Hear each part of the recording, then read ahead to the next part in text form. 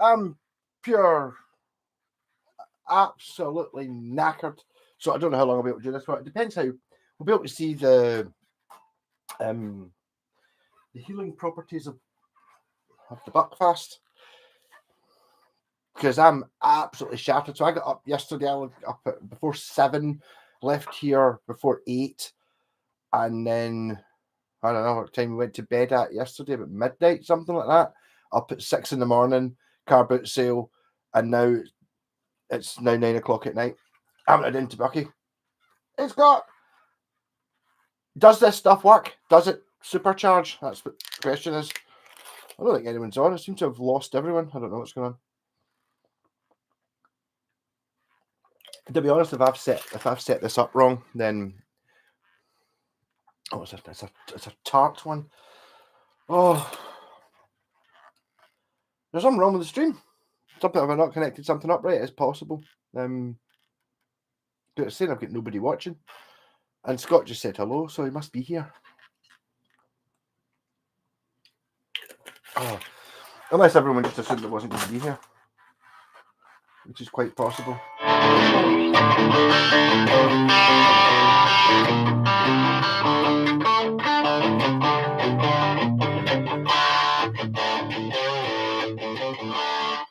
It seems to be dead light up the top now.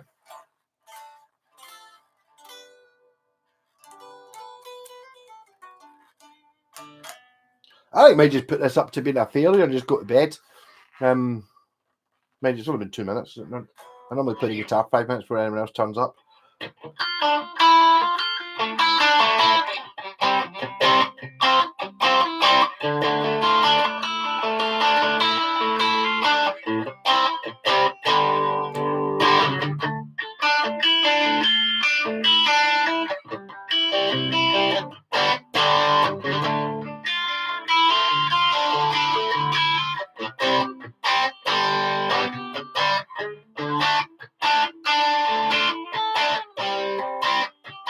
Hey, Mr. White, Alexander, you're there. I was worried.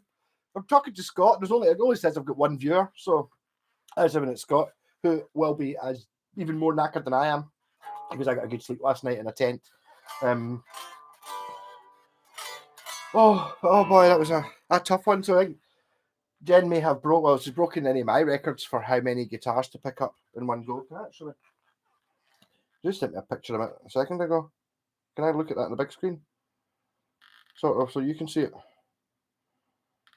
Yes.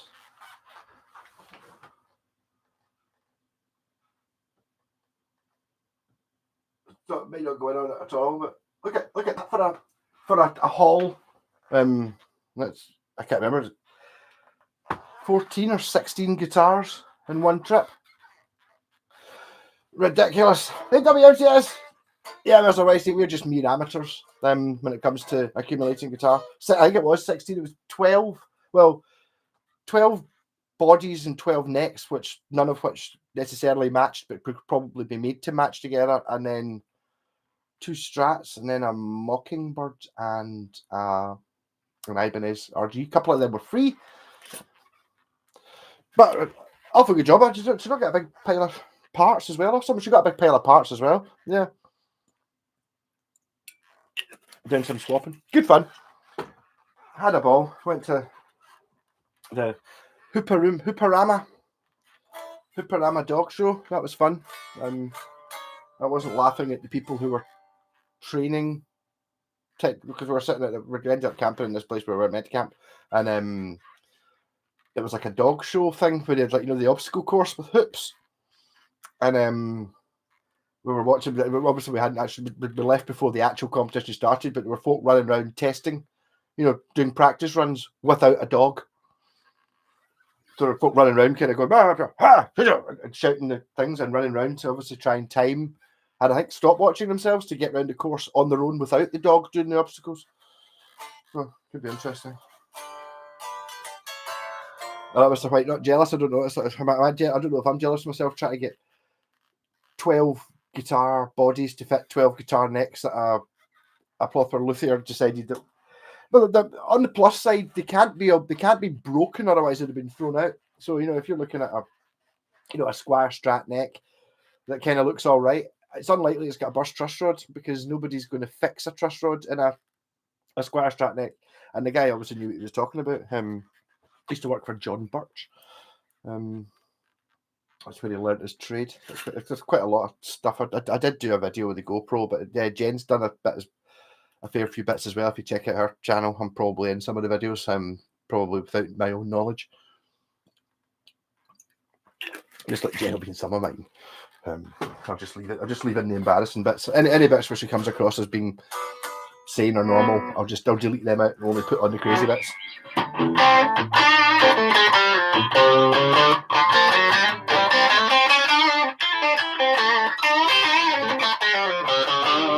So as it happened, the big jam thing where I bought the Roland Cube. So with the Roland Cube bass amp, J-Packs 1, 2, and 3, but we're in this dog show bit, and it was like kind of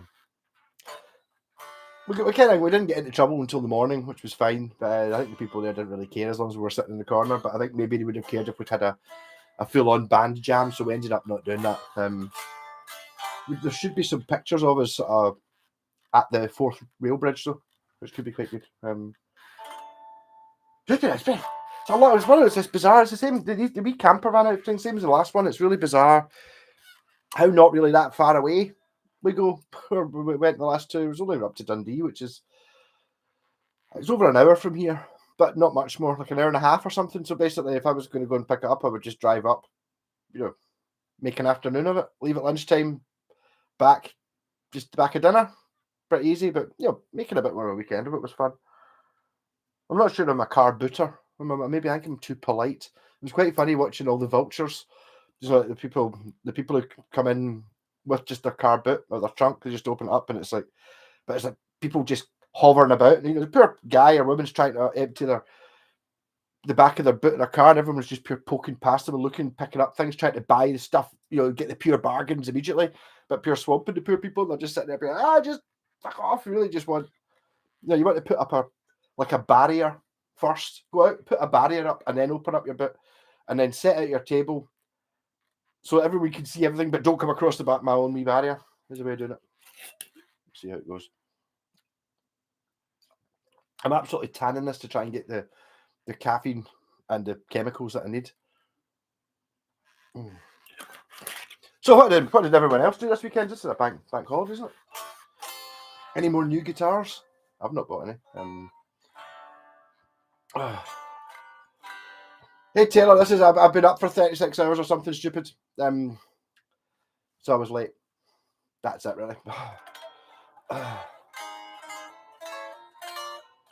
The Sun actually has Super 58s. I know that. I don't know, Mr. White. The problem is, what if you gave me Super 58s? I don't know what I would put them in, because I've got a few guitars. I was going to sell the pickups on this because I don't like the idea of having expensive pickups, but I really like the Seymour Duncans, and having 3 in it's just excessive. You don't need 3 Seymour Duncans. Well, you do if you want an Invader, a Screaming Demon, and a Pearly Gates. But it's ridiculous. Hey, Dunk Mac! The Sun X is Super 58's winner because they were uncovered. The Super 58 I've got is uncovered, Mr. White, as well. I don't even know what they're really a copy of. But some Mustangs are great. I wonder if it's maybe something to do with the string spacing. I don't know what to do with it. It's on Mustang. Scott's got one as well. He got one, and he tried to Alan Holdsworth it by making it look like that. I didn't realise that Scott had tried to Alan Holdsworth a guitar intentionally. So it's got a black scratch plate with a single pickup in it and a volume control. And I think he upgraded the tuners. But the problem with the Sun Mustang, the Indian one, is the neck pocket's thin, and so is the bridge is different as well. So instead of having like a 54mm or 56, whatever normal string spacing is, it's got like a 52. So if you think about it, it's going from like 42 to 50 sort of thing. So it's the neck the neck is full scale, and the neck feels totally normal here, but the higher up the neck you go, the thinner this way it feels until it feels small. Hey, Boss Hog. How's it going? I've no idea. I'm going to be tanning this bucky really quickly because I'm absolutely knackered and should be going to bed. I did go to the toilet when I came back, but apart from that, I've not done anything. I've still got everyone's just still in the car. So we were trying to offload all the stuff out of the camper van into Jen's car, and it literally had a pile of bodies, and I didn't even have all the bodies, like holding them like a pile of books. That was like that, just poor wee car. Just put them in my car like that. Here, just fucking just and a big box of necks as well. Yeah, some interesting necks. There's going to be some interesting guitars coming out of that lot. Tell you that much. But I think hey Thomas, how's it going? I was just talking to you a minute ago, and you can. And I was saying that you're paying, was it €23 you're paying for a bottle of Bucky delivered? Here, I think to get it delivered would probably be about 10 or 12 or something like that. I get it for about 8 in the shops. But I mean, I'll be honest, if I was in Germany on tour doing a gig, I was like, what? If I fancied getting some booze, I would pay £23 for €23 for a bottle of Bucky over buying anything else. So it's worth it. Maybe not as a long-term thing, but it's worth it as I go. Hey, Kit Kats, how's it going? Sorry, the Telecaster's still over there. But Jen did get a Telecaster body in amongst that pile of crap. So, do you want a Telecaster, Kit Kats? You know the one you want? I have no idea what it's going to end up looking like. It could look like absolutely anything. Might put a new volume pot in this.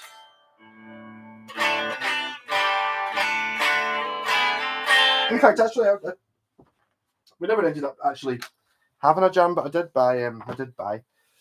I took J-Packs 1 and 3, which is the Stratocaster that's normally there, and the wee red bass. But I got Jen to bring number 2, which is this one, which is an SX, which I was thinking should really have a dual coil split in it, shouldn't it? Just for the sake of it.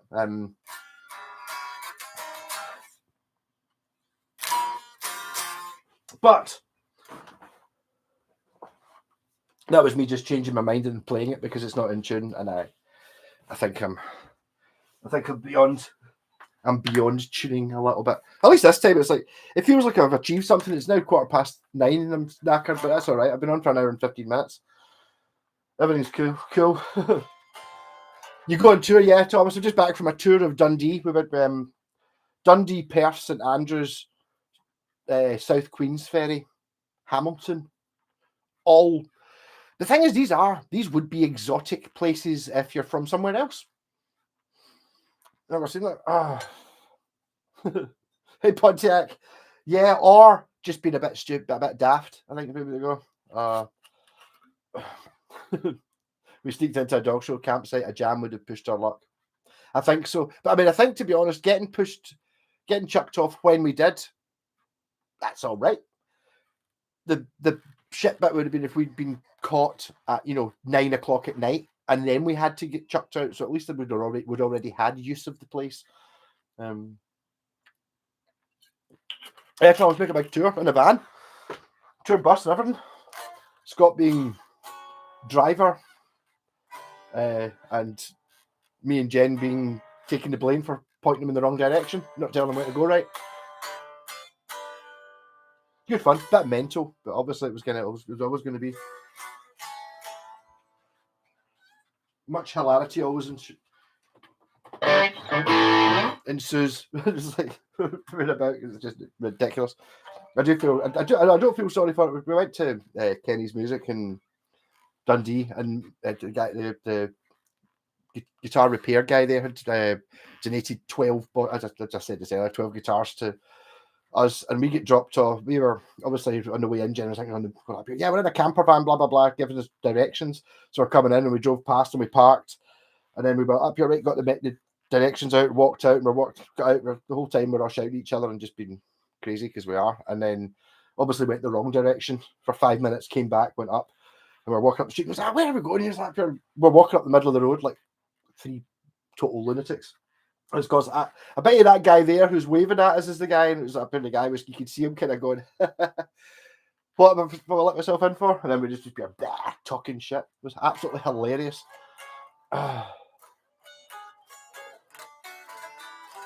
2 Encore guitars, an SG and a Les Paul said look early 70s, late 80s, they look Korean made. The late 70s, they could be in America though. Wow. I don't know. I mean, Encore certainly at one point were owned by JHS, John Hornby Skews, which is like I assume a UK distributor. It used to be them that you would, if you went to like a music shop and you wanted music stands, they kind of did, like trumpets and violins, like student models of everything. They used to do that, but there are who knows who owned the company or where they get made. It wouldn't surprise me at all if they were like Matsumoku Encores. Really, just because of the name has, I think, changed hands a few times. I think it's now owned by. No, it's still owned, but I don't know who it's owned by. Hey Ben, how's it going? Spike the likes, everyone. Cheers. Just even though I'm late and I'm drunk, I'm not really drunk. I haven't drank anything, but I'm tanning this. So basically, I'm trying to get this over with. This bottle of Bucky, so I can just go to bed. Oh, I'm fucking shattered. Oh wow. A lot of things to do. But I'll hail the pop-up tent. Pop-up tents are amazing, but I will not be using the small pop-up tent again, unless it's. I meant to leave that with you, Scott, because I was going to donate that to your van, so it's something you could, when you went, even if you were just there on your own, it would give you somewhere to put crap just to get it out of the way for the night.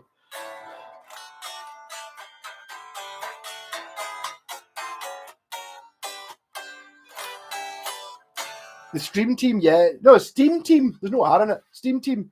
No, when I get t-shirts done, there will be a Mad Malco Steam Team t-shirt. There has to be.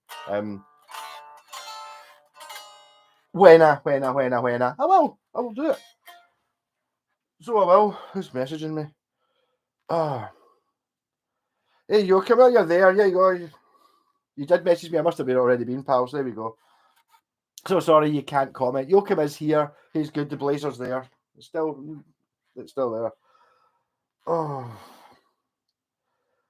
Seems like nobody can read my comments after 3 to 5 months. I don't know. The thing, I don't really know what I could do. I wish I definitely didn't ban you, because it's possible if I didn't know who you were and you said something that I'd like, no, Gallican's pure great, I would have banned you, but I didn't do that. I didn't do that. So I mean, after Sweden, the man with the still has the first electric watching the auction today that's suspended in Sweden, suspended or cancelled. Green 83, Steve Lukather. Oh yeah, no, the Steve Lukather one is going to be thousands of pounds, Joachim. So Joachim can't comment for some reason. I don't know why. If anyone knows how to sort these things, Joachim says hello, everyone. I'm a fly in the walls always, but check my settings, but no restrictions to live comments. But maybe I have to create yet another account for only Bucky Live. Possibly give yourself a really cool and funky and completely unusable name. Call yourself Mr. Whitesnake or something like that, just for a laugh, just to make things hilarious. Call it Mr. Whitesnake's tarp dealer, something like that. Yeah, it's pretty shit the way you can't join in. I mean, yeah. Text in, I'll keep it open. Doesn't seem great. Reach line clear. You'll come to get off the damn phone. Yeah. Yeah, I think you should just call yourself Mr. I disagree with Mr. Whitesnake. Or go for like Ponty Snake, Paps 333 Ian, something like that. Yeah. But at least if you did that, it would sort out. Basically, it's definitely not your connection, because I mean, I've not banned you. You could get a blazer, which obviously I'm going to end up getting at some point, because I want the candy apple blue blazer. So whether I have to kill you to get it or not, I'm aware that things might change. Hey Ruben, how's it going?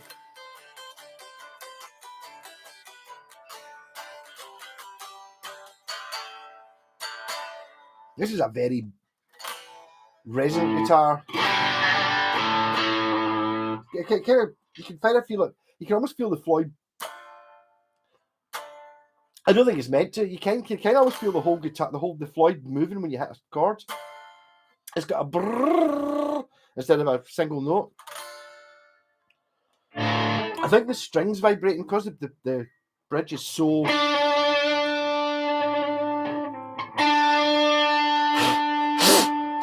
No, I was tempted to cheat there, so I was just up here. You can even blow this trim, make it move. Look. But that's me getting. That's me cheating. You can't actually blow the trim to make it out of tune.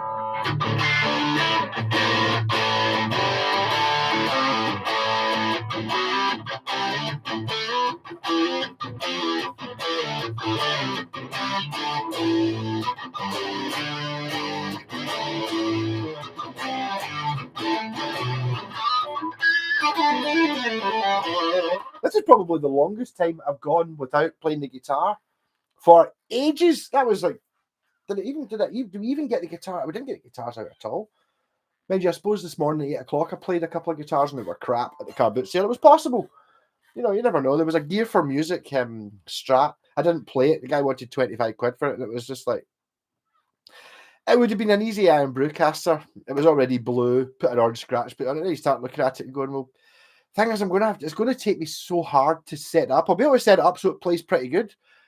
But rather than spend £25 on that, I would rather spend £50 on getting one that wasn't as much effort to make it play well.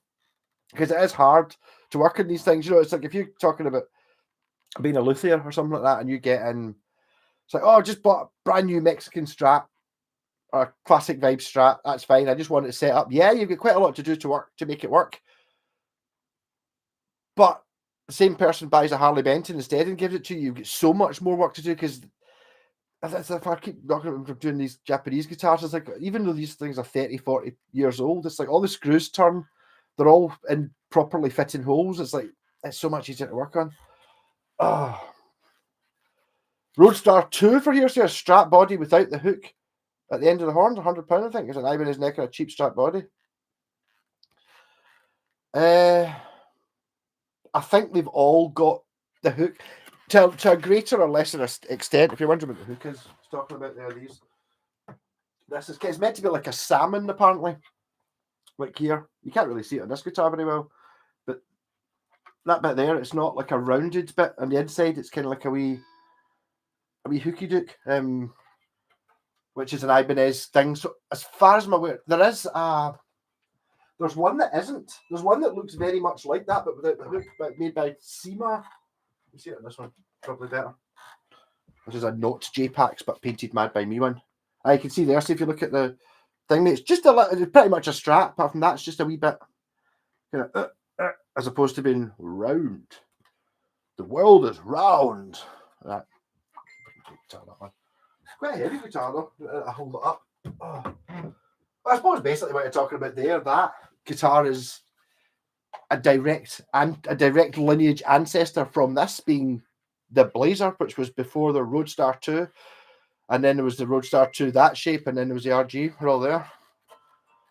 Hey Clive, I've got an Encore Strat copy. It's heavy as hell. I think it's chipboard body. Put off a school friend for £20 back in the night. He sounds great. It's a really thick neck. I've never seen a chipboard one, but you do get MDF ones, yes. But Encore is like one of those ones. It's another company. It's like they did do sort of more expensive ones, but just it's the brand. Not so few guitar factories or guitar companies have a specific company that makes them. You know, if you're looking at these things, you know, like an Encore from 1985 is very unlikely to be made in the same place as one from 1990 because they'll have moved factory. They've gone to somewhere cheaper. They've gone to someone that's given them a better deal. So every year or every 2 years, there's obviously a contract renew thing, and then I think for the first year of a new factory or something, they try harder, make less profit just so that you get the deal sort of thing. Then it fades out and just keep doing that. I don't know, but it's worth making it work, definitely. Okay, budget, color and size. These are custom, small and pink like my. Oh, did I say that?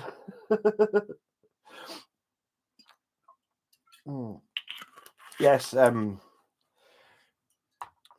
Ibanez Blazers are not cheap online. Well, I got mine online. So I mean, okay, I'll try to £25 I paid for that. And okay, they did painted, but the only things on it that aren't original are the knobs because they were missing, and the actual the nuts that hold the controls on. Everything else on that guitar is original, apart from the strings. So strings, the knobs, and the nuts that hold the 2 volume, the 2 pots and the jack socket, because the guy, when I bought it, the guy said, "Oh, there's no electrics." So I was like, "Okay," and I looked at it, and I was like looking in, it's like, "Yeah, there's no electrics," but actually, if you look in there, the pots are there. They're all there. Hey, Clive, I think I've seen Gary Moore play an Ibanez Blazer or Rhodes Master 2. He's played a few Ibanez. He was a bit of an Ibanez slut boy for a while. He had at least firstly, no, a Blazer is that one which came, I think it was 1981 and 1982. It was called a Blazer. It was made in the Dyna factory. And then in 1983, they brought out the Rhodes Star 2, which basically replaced it. It was just like, the Ibanez Strat copy, but it was made by Fujigen. It was kind of more like the Blazer than the Rhodes Star 2, that version, which is like the 85 version. But Gary Moore played an RG 530 and an RS 530. So like a 1985 RS and a 1986 RG. And he had his own signature model, which was kind of like an RS high number, 1200 or 1500, which was like basically sort of that shape, but carved top. If you imagine a Les Paul that shape, kind of that. Was that Yoki with the phone again? Probably. Alexander, I don't know. Oh. No, he's not there. Okay. Cheers, Joachim. Do love you, man.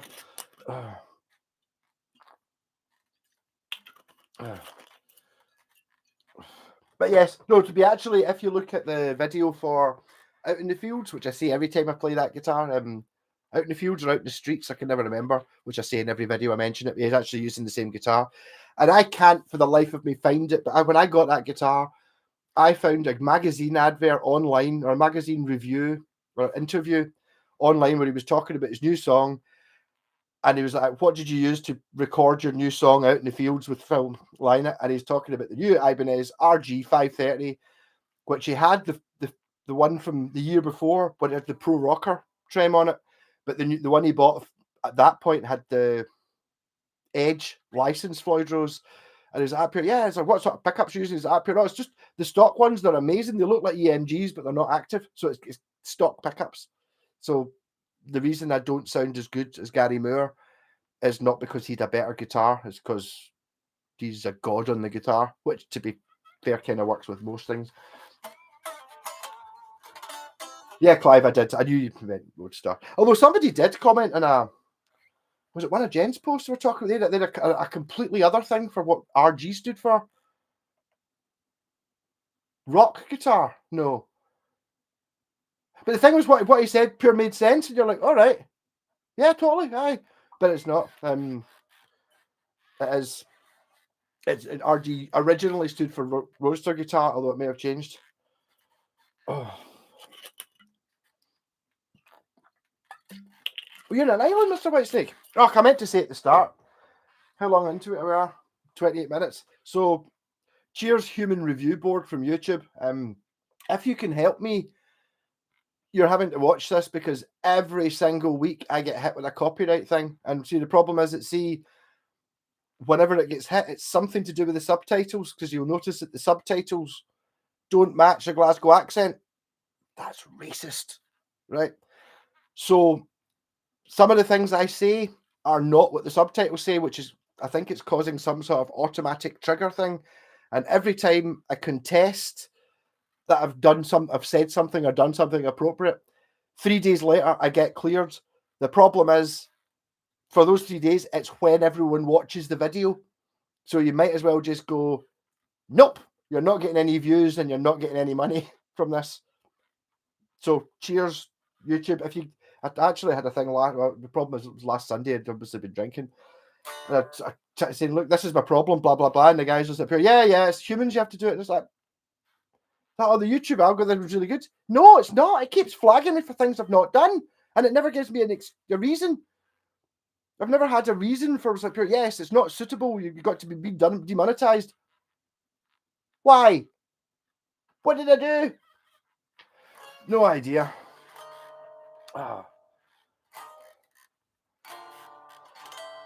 You were on Schiermonnikoog, an island in the North Sea. It looked warm. It can't have been in the North Sea. That was if you see if you watch the video I put up during the week, we were looking out over the North Sea because we were in actually Rosyth, which isn't that far. Well, it goes into the North Sea, and so does St Andrews is out into the North Sea. So we're there. Was that the Ibanez that Marty McFly played back in the future in the beginning for his audition? Sort of. It's an RS 440.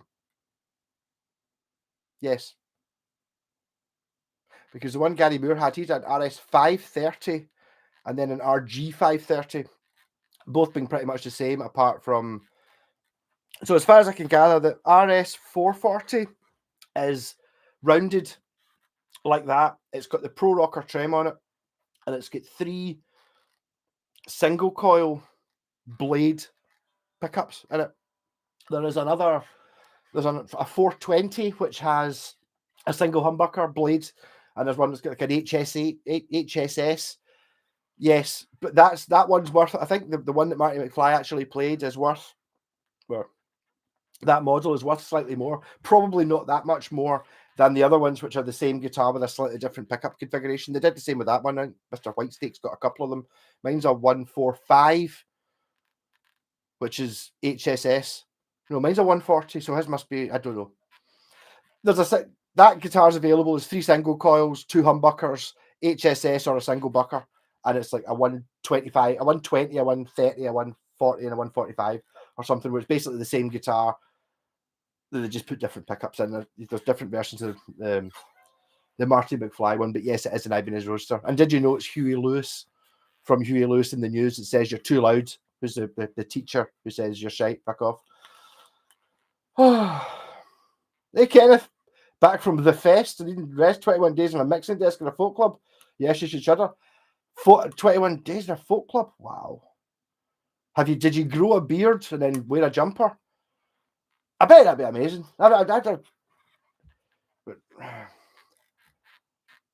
21 days on a mixing desk. I mean,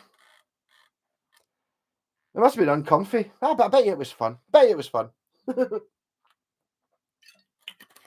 thing about the folk music is I don't really know much folk music, but I think probably like just about every other type of music.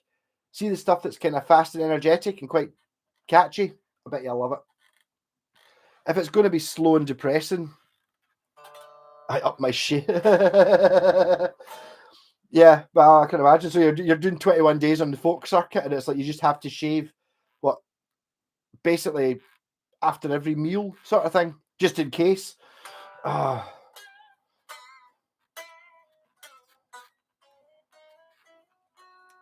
flux capacitor Model X, perhaps, yeah. I have obviously thought about putting a flux capacitor on the guitar.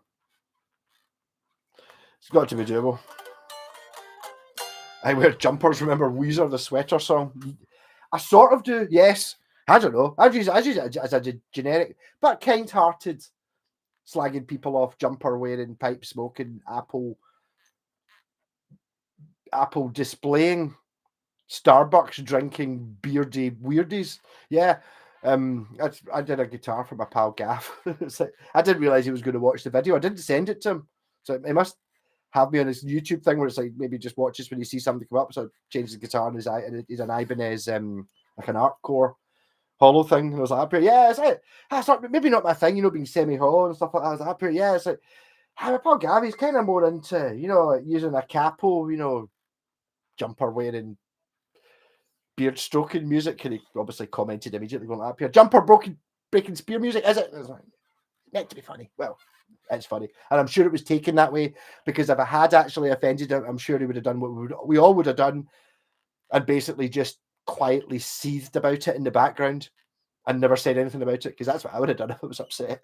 But that's like someone, if he said to me that, yeah, my pal Malcolm borrowed this guitar, he's into screaming metal. You're like, well, I'm not into scream. Well, I suppose technically Screaming for Vengeance by Judas Priest is, in all categories, screaming metal. So yes, I am into screaming metal. Very particular about jumpers. I've got jumpers. Folk chicks could be hairy if you like that kind of thing. A couple of beers, maybe. It depends where the hair is, Mr. Whitesnake. Really? I don't know where's a bad thing. Yeah. This guitar does look great. It does, yeah. Big up J-Back. So there's plenty more coming, but basically the prices that are going up, they're starting to get sold. They're all selling in America, which means they're too cheap. So people are willing to buy these things and pay half the money in shipping. So if you're in the UK, you can get them for half the price that the Americans are. And then they'll all be gone. This is number 42, right? And she's got at least another 20. And it was the original plan was, see, when I was putting the serial numbers on, I'll just put on one, just have one digit. I was like, no, one is not one, it's 001. She's like, does that mean I have to do 99? It's like, no, it means you've got to do 999. So the first 999 will be real guitars, and then the rest will be ones that have been ordered by Ibanez or Fender, but they'll be prints. Because I mean, see, if this was a guitar, if Ibanez, for example, bought this design, look at it. I mean, fucking look at it. Right? It's not going to be that expensive to buy this design, laser fucking photo it or whatever, and then print it on so it's not actually paint. That's going to be a top selling guitar just with that design on it. And if Jen's getting £1 for every one or something, or £5, it's not going to add much to the price. And I just can't see why people wouldn't buy that. Again, we were in that's Kenny's Music. Not disrespecting Kenny's Music, it was lovely, a good selection of guitars. Really weird. They had a left-handed Gibson SG special at like £1,500, like a really classy one. And it's a really strange guitar to have. They maybe only had half a dozen Gibsons, and one of them was that. You're like, oh, wow. So it's a really weird one to have in a left-handed. Fair enough if you've got 20 SGs, have a couple of left-handed ones, but they only had like, I think maybe 2 right-handed ones, that left-handed one, and obviously there are a few Epiphones and stuff like that. But put this on the wall of any guitar shop. Go into, what's the one? Norm's Rare Guitars, the ones that Joe Bonamassa and stuff. Go into those guitar shops, the big massive ones in America. Like the whole guitar shop was saying, pick off one guitar and put up any one of the JPAXs, and basically you're going to walk in. Everyone's going to walk into the shop and go, what's that? They might come up to it and go like, it's not an Ibanez, don't like that, but everyone's going to fucking go and look at it.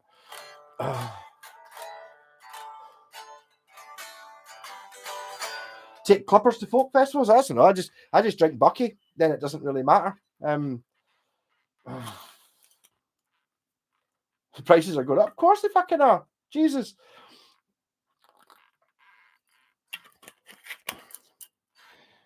Yeah. No, they have to go up. You're not just getting a. I'm going to start wiring crazy as well, so they're going to start having stupid wiring in them. When I say stupid, I mean really clever and unique wiring, because that's got to count for something as well, you know. My problem with doing the Mad Marco wiring thing is I don't really know what to do with it. Artwork, yeah. Chipsons look great too. Not really, do they? Yeah, but a Chipson, you get a Chipson that looks like pure. Say you've got the best Chipson, and I'll be totally honest, I've had a couple of Chipson. I wish they just said Chipson on them. I've had a couple. I sold one to pal Alan, and honestly, it was full on, at least as good as the best Epiphone Les Paul I've ever played. Everything on it was really good. Well, you could tell it wasn't Japanese level, because nothing's Japanese level, but you know what I mean. And it was really good. And then I've had another Chipson which basically kind of looked the same, and it was just pish. There's no, a Chipson isn't a thing, or it is, you know, it's like pure. Oh, I really like a hamburger. Oh, you like hamburgers? Yeah, I really like a hamburger. I was like, what about this one here, which costs 10 pence, is 6 months out of date, and I found in this bush? Or what about this hamburger, which I just got from the Ritz Hotel, made of prime Aberdeen Angus, killed yesterday? They're both hamburgers, but I suppose my distance will look the same. Have Zach Wells, Bullseye Chipson, looks wicked, plays great. Great stuff. I mean, to be honest, X-Paps, you've been lucky. Well, I don't know what the percentages are. I just know that I have played Chipsons that are just... They make a Harley Benton look like a musical instrument. They really are atrocious, the one I had. And I to be honest, you won't believe what I paid. I was buying Wilkinson tuners. I bet he bought the Wilkinson tuners for the Gibson. I bought Wilkinson tuners off a guy for 15 quid for a set. I needed them for something. Lightly used Wilkinson tuners, 15 quid. Back, I think they were only about £25 new, but save a tenner. Back it. Did that. And the guy's like, I've just got a Chipson sent through from China, blah, blah, blah. The neck snapped in transit. Do you want it for parts or something? And I was like, no, to be honest, I don't like Les Pauls. I don't really want it. And he's like, what if you give me 20 quid for the tuners and the guitar? So basically, if you're just looking for something to pay towards the import tax that he paid on it. But what had happened was it had been badly packed. I'd see how in the neck point of a set neck, there's like a wee, it basically dropped. So basically I just fucking wood glue, clamped the bastard. Good as it ever was. But this guitar, even though I paid a £5 for it, was terrible. When the guy must have been really pissed off when he bought it, because I was like, I think I sold it for like 80 quid or something like that. And the advert was, this is fucking terrible, but it looks like a Gibson Les Paul. But from a distance, it's pish. And even when he messaged, he was like, but this is, honestly, it's really bad. He's like, I don't know, I just like the idea of having a Gibson Les Paul. Even when I went to sell it, I was like, look, man, sorry, man, I made it play. It played. Yeah, it was a tune and stuff, but it was not a guitar. It was a terrible thing. Did you reviewed his collection of Chipson starting 2000? Recent ones are better, the same price, 200. I don't know, Pontiac. The problem is, who's it that makes it? If you could buy a good one, when I was in China, I was buying from a company called Fire Eagle, and they were significantly better. I bought half a dozen guitars from Fire Eagle, and they were all a league above the other ones I got from, I can't remember what the other companies were called. That was a Fire Eagle factory, so they were good. If you can find a Fire Eagle, they're excellent. Well, yeah, no, they're excellent. They do. You still need to do a wee bit of fretwork on it, and the hardware isn't top notch, but they're fucking proper. The things that matter are kind of done. But I don't know. No, I mean, to be honest, Pontiac, the best one I had, I think, was a late 2000s one. It was a maple cap, like a natural maple cap, but the back was like ivory white, and the neck was like kind of like a white custom, and that was a really fucking good guitar. I should have kept it. Well, the thing is, because it was really good, I got 200 quid for it. Wilkinson tuners, Chinese I have, good 15 to 1. They have Korean and Japanese as well, I think, Wilkinson stuff. Yes, there's different grades of Wilkinson. I actually bought a Jim Deacon jazz P bass, which is about somewhere, and it's got a Wilkinson. It's like, and below it says by Sung Il, which is the Korean company. So there's obviously different levels. The same, there's different levels of like Grover tuners as well. If you're buying Grover, see the ones you get on an Epiphone, and you think, oh, that Epiphone's not okay, it's 500 quid, but it's got Grovers on it. Grovers cost 70 quid. Not the ones that are on the Epiphone. The ones that you get for 70 quid brand new are much better. But I mean, they're still Grovers. They're not shit. They're just, there's no way you could mix the two. If you had you bought two fake Les Pauls or two any guitars, and you put the Grovers you get on an Epiphone as stock and the Grovers you buy from Grover, and you put them on two guitars, everyone in the world is immediately going to go, nah. Those are more expensive. There's no option.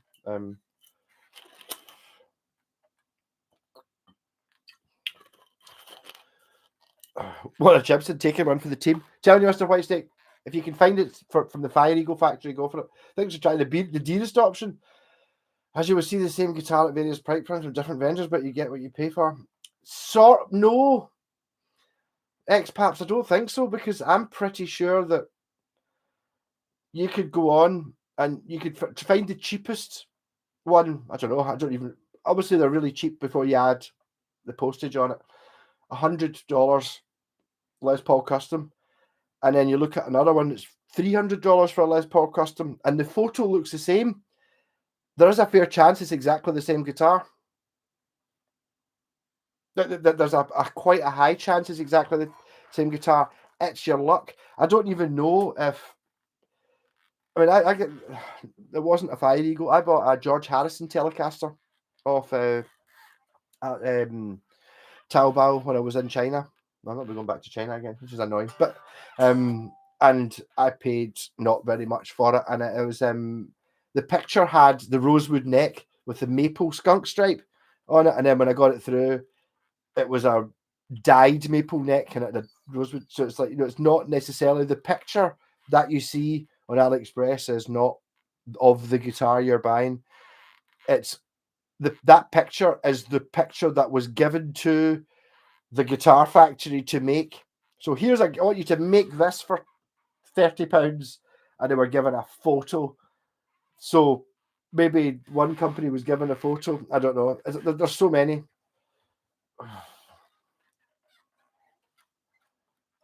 There's so many Les Paul by Gibson. Go for the name in the headstock. They do look sweet.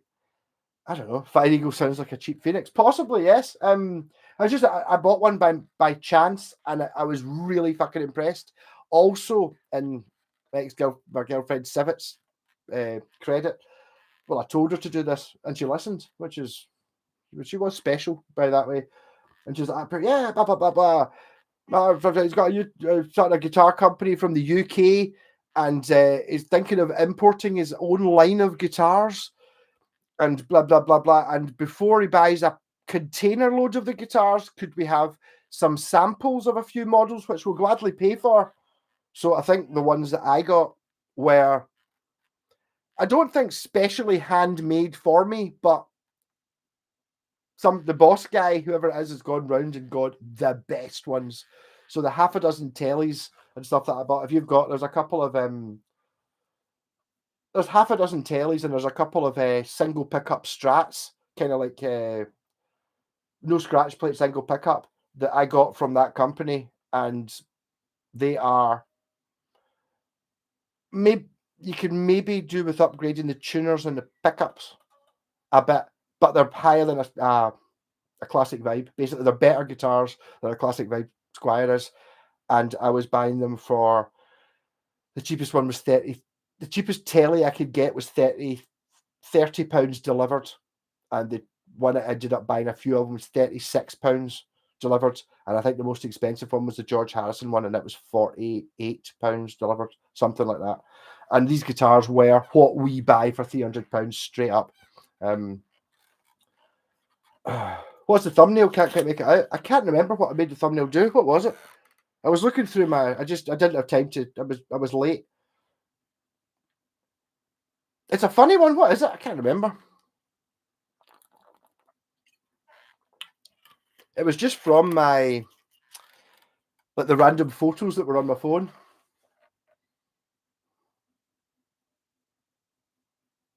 I remember seeing it and going, fuck it, I'll put that up. I can't remember, honestly, Alexander. I will tell you, I'll send you it, right? Once I remember what it is. I remember thinking, that's quite funny and I've not used it. I'll put that up. I can't remember what it was at all, though.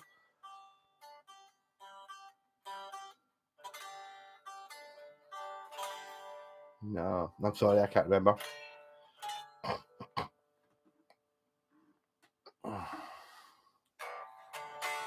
They're so cheap though, man, and from my experience, really well made, even though they actually come from... Yes, but you take your chances. Yes, I have played Gibson Les Pauls and other Gibsons that are equal to an Epiphone. The expensive Epiphones, the thing me. But I've also played ones that are absolute.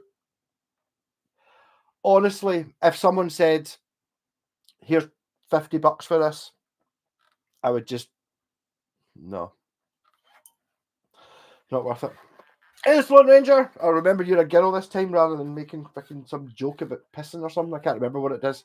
Whatever it was I said in the comment before, I was like, that sounds a bit dodgy, whatever it was. It was up here. Then after a bit of banter, it was up here. That's right, you said you were a girl. I do talk like that to. I don't talk like that to the ladies. I'm more classy.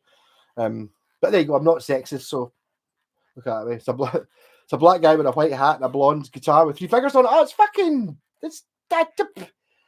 Honestly, Alexander. Honestly, really, you should know who Tom Morello is.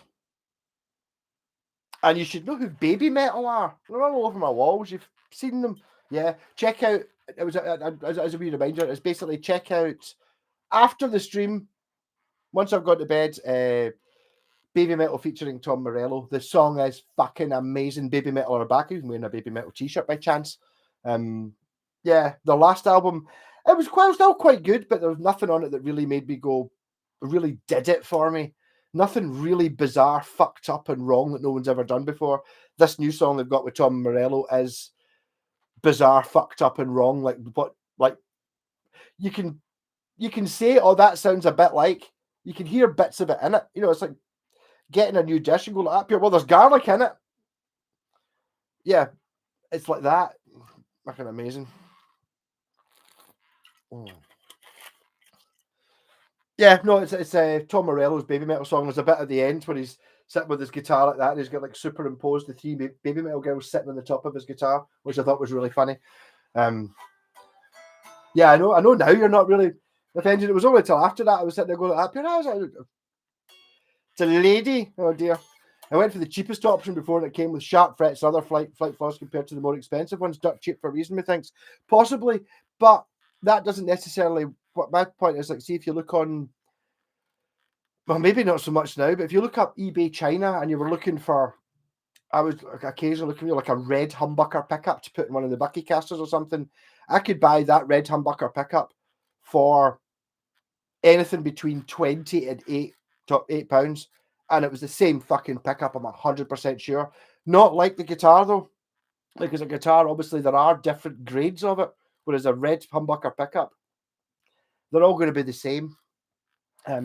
All made from the same shit. You know what I mean? A terrible week, but still got a sense of humor. You got to just, if everyone's fucked up, just laugh. Totally agree. Morello was interesting. Obviously musically educated. Plays the guitar high up. Correct. Well, fair enough. It's your thing, isn't it? Just make sure Joachim hasn't said in. Oh yes. Sorry. Yes. I don't know. See, I've been reading guitar magazines, and I like the guy. No, but I do. I appreciate what he's doing is completely different to anyone else. I'm not like the world's biggest Morello fan, but I mean, yeah, totally playing like hip hop and playing basically synthesizer parts on a guitar, not using much pedals and shit. I do appreciate him. He's great, but I mean, he's obviously a musician because you generally tend that. But I think the next Baby Metal album might have a lot of collaborations on it. Actually, there was an open letter in, was it Metal Hammer or something like that? It was Rob Halford was in Japan. Was heard that they'd done a yes, I was really quite a bit disappointed when I heard that Baby Metal were doing collaborations and they hadn't actually asked me to go in there. I would really like to do a Baby Metal song and put all my songwriting into it. I'd love to sing a bit in Japanese as well. Hint, hint, hint. Fucking put it in Metal Hammer. So he's like, anytime we're around, whenever I'm not on tour or whenever we're touring Japan, I could always come in and record some songs. Hint, hint, hint. Cobra Metal, come on. So I reckon the next Baby Metal album will have a Rob Halford, and it won't be a song written featuring Rob Halford. Rob Halford will write a song to suit, and it'll be ridiculous.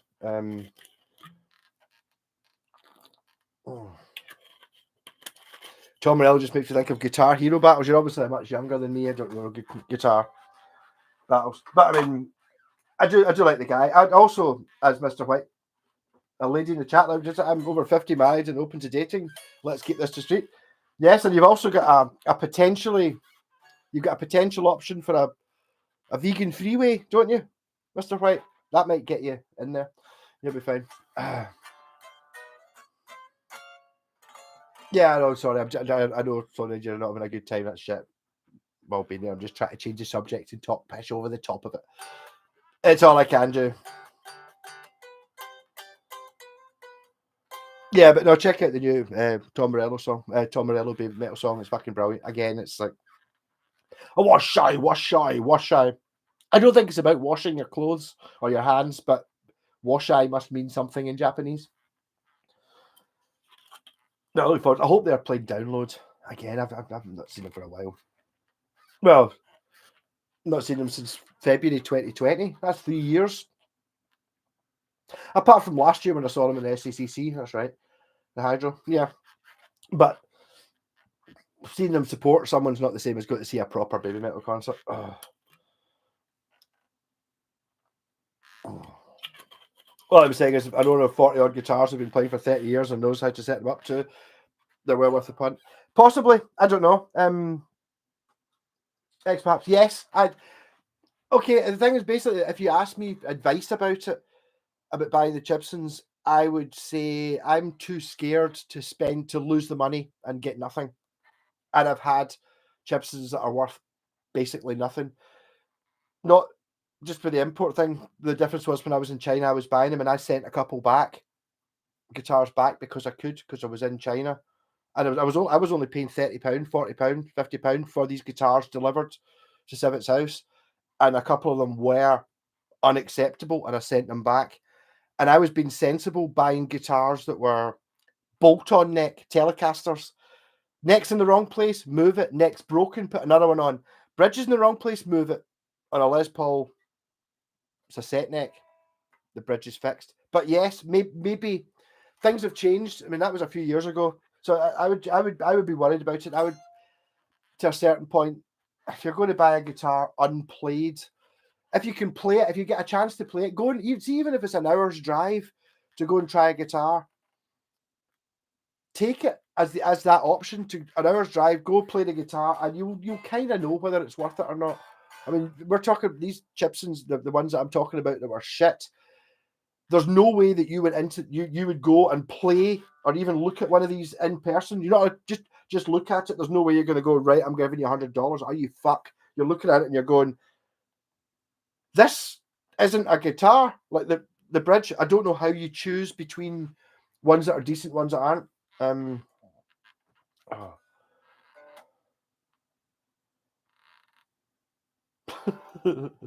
Over 40, married for 24 years, and prefer spending time with my cars, my guitars, and my dog. Well, there you go. Fuck it. Sounds like fun. Why not? What's wrong? Tom Morello dropping in. Tom Morello's a fucking guitarist at Rage Against the Machine, you mad American who doesn't know who Rage Against the Machine were. Fuck you, I won't do what you tell me.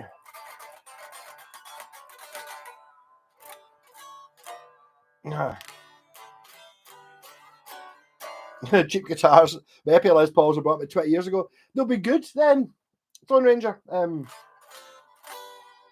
I slag off Epiphones all the time, but I don't slag off Epiphones that are old and cheap. Oh, I've got an Epiphone Les Paul. All right, okay, cool, awesome. Let's get a show us how much you pay for this. 150 quid. Oh, an Epiphone Les Paul for 150 quid. That's a good guitar. Oh, I've just been your Epiphone Les Paul. What do you think? Oh, yeah, it's quite good. How much did you pay? 700 quid. And you're like, no. 700 quid gets you a couple of these, 3 of these. And it's like,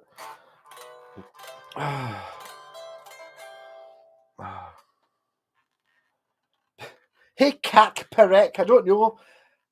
I've not met you before. Welcome to the stream. Give us a like if you can. If everyone else hasn't spiked likes, if you could. A Coco Jambo, please. I don't know what I don't know what Coco Jambo means, but I mean, yeah, it sounds rocking. It's like pure Coco Jambo. Is it like that? Is that a thing? I don't know. Who knows what I just said there? One is really good and was from you. The other has always been a bit meh. There's a hit in this thing from Rangers. But I mean, a girl playing a Les Paul, I bet you're quite butch. Can you bench press me? You know what I mean? Is that how it goes? Because Les Pauls are heavy as fuck. Yeah. Coco Jambo, Daj. Yeah, Cac. Brilliant. I mean, I'm sorry. That does sound like I'm not speaking English, but I don't speak anything else. So. I don't even know how you play. I'm just going to say, it's normally see. Coco Cabana.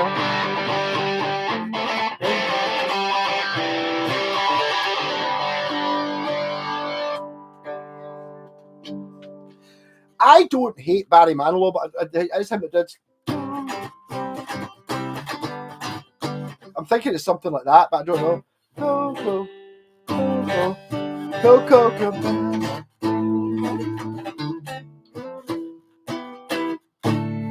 Get a real trill from this, though. The most you can lift these days is about 40 kilograms. Is that a big shopping sexist joke? Yes, I don't even know what 40 kilograms is. Well, that's not bad. Barrow is really good live, in all fairness. I think so. I don't know that much, but it's always these things you have them in. If me and my pal G used to sit and drink was it a Monday night and a Wednesday night? We used to watch Game of Thrones and just watch crap on YouTube and stuff like that, and things like, but yeah, Neil Diamond and stuff like that. You know, it's like when you watch these people, you know they're famous, and lots of people pure love them. So there's a bit you really do it to yourself to watch a concert on YouTube just to see what it's all about. And it's like Barry Manilow is one of those ones where put on, I don't know, a 6-song greatest hits and go, oh, Barry Manilow, here you go, 6-song greatest hits. And you're going or especially like a video performance thing, you're going to watch it and you're going to go, yeah, I get it. He deserves to be there. He deserves to be people to think it's great. That's even if it's like, I don't really like this. I know it's a bit slow, but I've got no problem with people who are talented enough and musically interesting enough. Even if it's not my thing, I might not like the music very much at all. But I mean, these things, especially something like Barry Manilow, I bet you there's if you watch like a concert, just I bet you there's pure amazing guitar solos. They'll have an amazing band and a brilliant bass player and a brilliant drummer, and there'll be guitar solos and it'll be jammy and stuff, but it'll still have the hits in it. I bet you it's amazing. Once again, it's just Barry has great breath control. I've seen Barry live twice. I don't know. I would like. If I was asked by anybody, do you want to go and see Barry Manilow? It would be, how much does it cost? And basically, if it's, I'll buy you a ticket. Yeah, totally. That'll be awesome. I'll give it a go.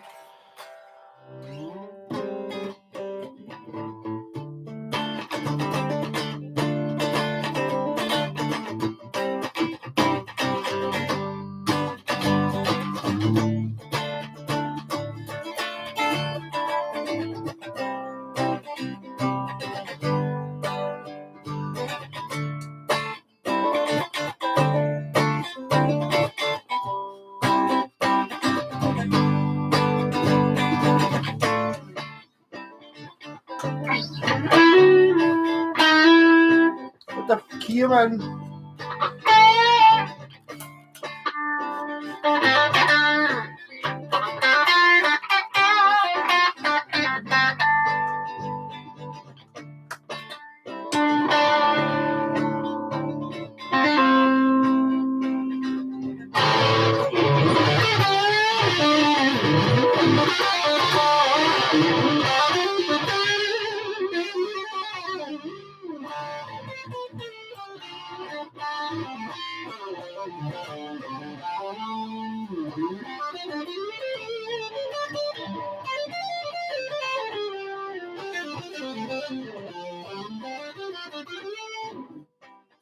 One of the tricks you could do is see if you turn the lead guitar up louder than your backing track, so you can't hear the backing track. You can play whatever the fuck you want.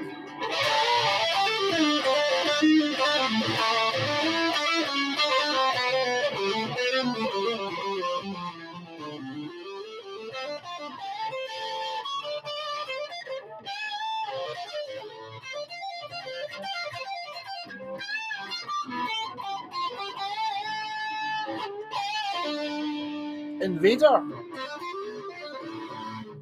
Screaming Demon.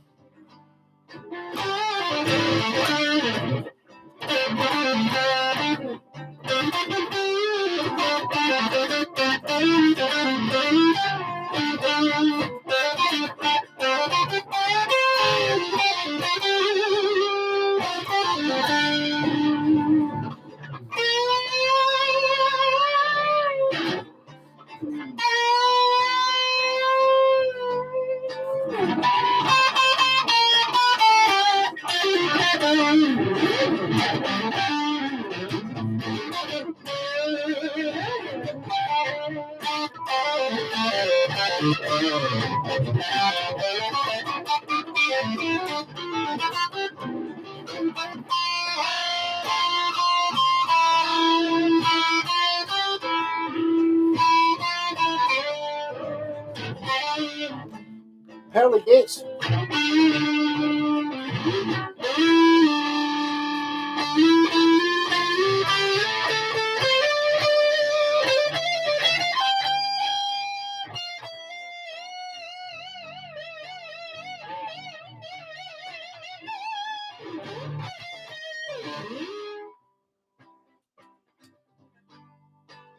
I have a lot of work to do to get comfortable in this guitar. Well, I'm quite comfortable on it to get anything that's good. I love cheapos. I love averaging £78 each. I like the way they've obviously, to get the average thing, you've obviously just written them all out and divided by 4 or whatever. But yeah, totally. £78. You've been a wee bit clever about it though, Alexandra. You've been watching someone on YouTube who gives you good advice, because I mean all your guitars are they're all giggable. Yeah, pretty much. All your guitars are giggable, at the very least, worthy of going into a studio and playing along with. Again, the old, I'm doing a 6 months American tour with one guitar. That's where something like an expensive one would probably last a bit longer. Maybe getting thrashed for 3 hours a night for 6 months, you'd maybe start noticing differences. Not in the Area Pro, though, it would survive. Yeah, X-Paps, I was slagging them off for exactly the same thing.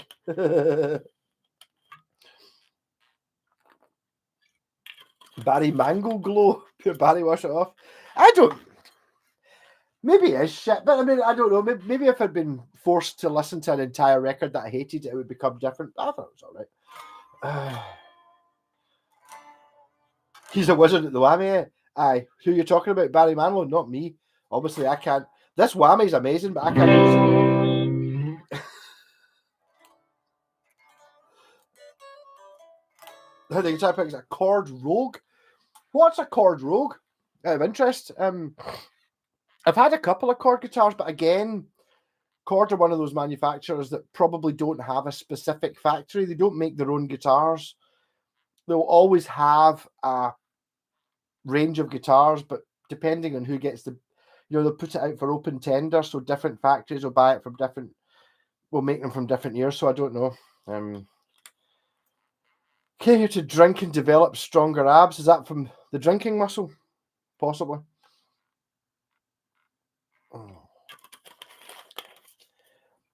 You know, X-Paps, normally I always feel that sarcasm doesn't work, when you're in a text message. But yeah.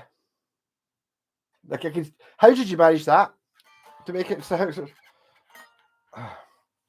The Rogue is a wee bit telly-ish with a single coil and a humbucker. Sounds fucking brilliant. Sounds exactly the sort of guitar. If you were going to try and sell me a guitar and it was up here, yeah, it's called a Rogue. So up here, I've never really heard it. Look, you said it's a wee bit like a telly with a single coil and a humbucker. I would be like, yeah, I like it. But I've never seen it, so I don't know what it looks like. But it's a bit telly-ish. Got a humbucker in it. Sounds good. Oh, it's not just, it's laughter, and it came out as stronger abs. Right, Mr. Whitesnake, I thought you were doing something else to develop your abs. Like you'd be sitting there pumping iron. You know what I mean? That's pumping iron. Nothing rude. Sitting up here. Oh, next time he mentions Oasis, I'll move on to the left. Oh, Oasis. There you go. He's mentioned Buckfast again, swap arms. And then star jumps. Yeah. Yeah. I talked to Scott over the weekend. He's talking about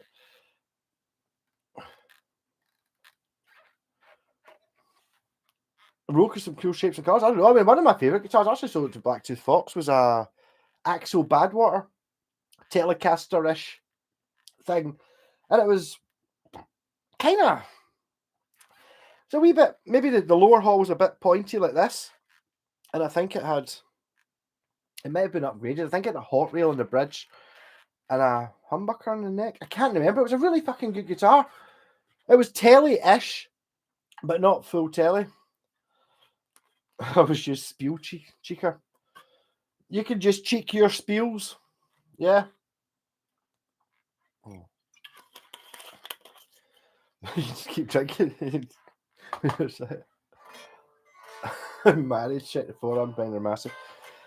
Yeah, it's like pure. That's like pure. First, I was looking at the internet as I put the gutter. That's really where you love Mr. Whitesnake into it. Just by pure get. It's up here. Oh, we're having meaningful, intelligent talk here. Is that up here? Yeah. Yeah. No, people are actually asking genuine questions and asking about, different tolerances and things that actually you'd expect to see as ours. Like up here, yeah. I think it's about time I fucking asked about some tarpaulin questions or something. Yeah. Yeah, something about bowel movements. Yeah, totally. Brilliant. Mr. White. Fantastic. We need to get a big fucking super. Not happening this year, I don't think. Need to get everyone going somewhere on holiday that's in the middle. Well, there's quite a lot of you are American, so we're not meeting in the middle of the Atlantic Ocean. That would be bad. But some sort of meet up, even in a pub. What about all the fucking folk from Glasgow?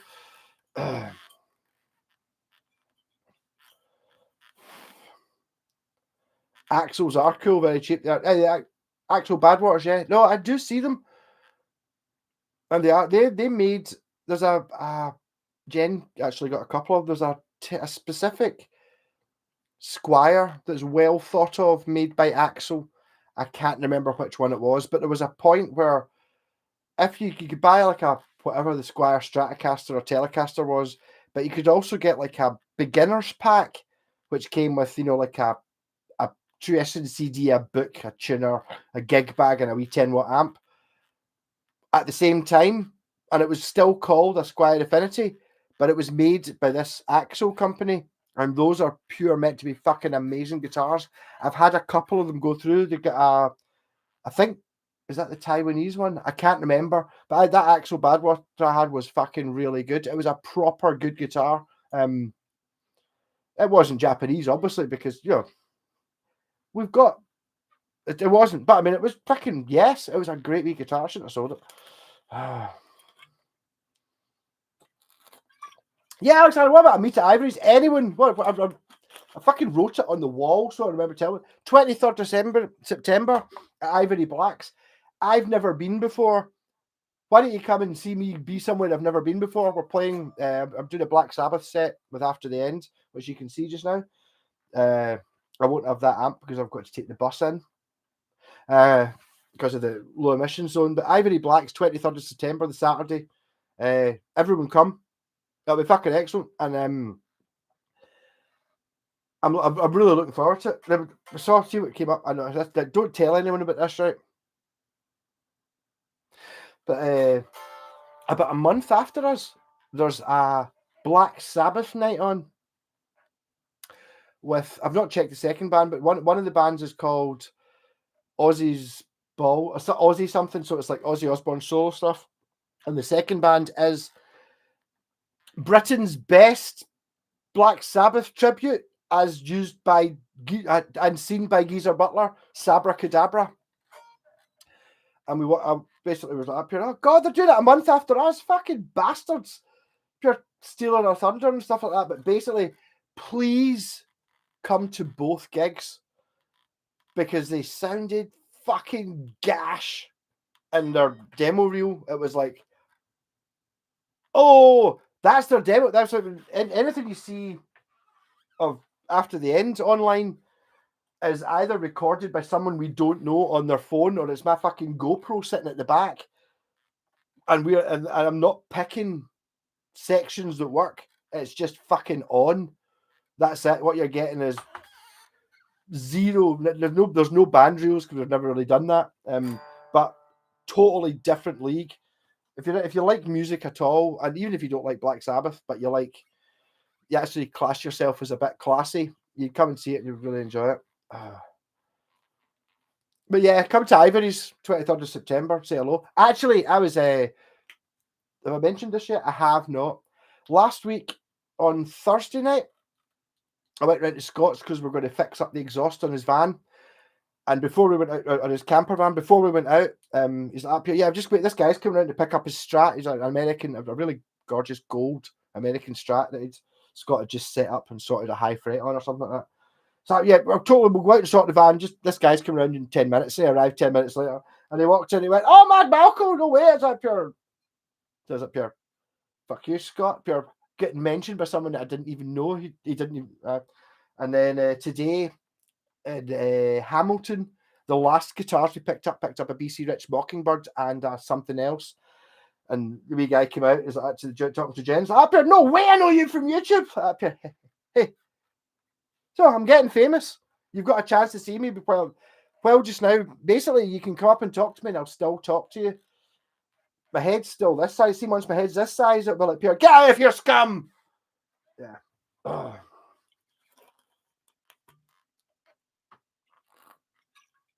Right, the Axel. Axel, I've just recently come on my radio. They're really good. There's not much online already. I have a cool wee amp, and there's a guitar I was thinking about pulling the trigger on.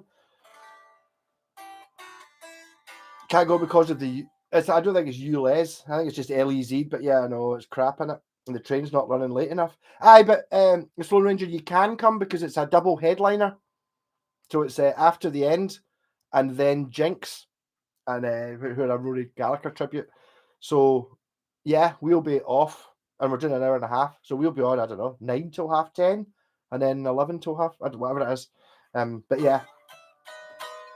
You should definitely still come in. I think Jinx will be really good. Apparently, Jinx is one of the Flynn brothers who make Flynn amps, and see I think it's a worldwide accepted to be a pure awesome pedal. The Rory Gallagher treble booster, whatever it is, the range is it a Dallas Rangemaster, whatever it is, made by Flynn amps, is. If you're looking for that, is the best in the world. And apparently the reason that is because Flynn know Rory Gallagher's brother and borrowed Rory's pedal and copied it. So apparently Rory Gallagher's brother might be there coming to see his amp.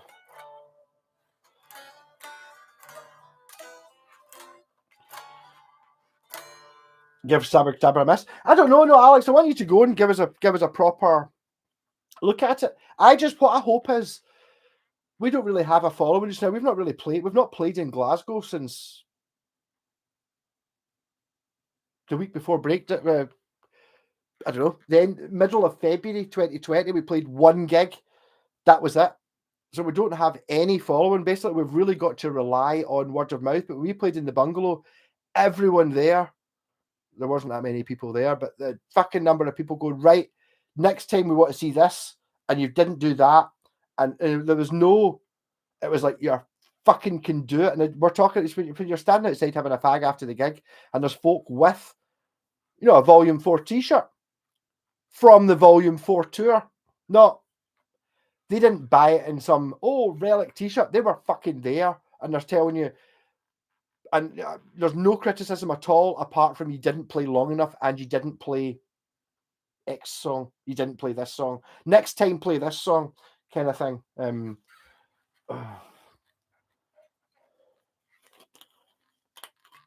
Actual higher end series I've had includes Battlewar. I don't know how much of it.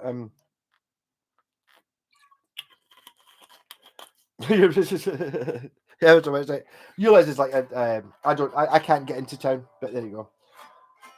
What was that the £50 Red Mockingbird by any chance, Malco? It's exactly the one. Sloan Ranger, that's exactly the one. The guy had scratched shit into it.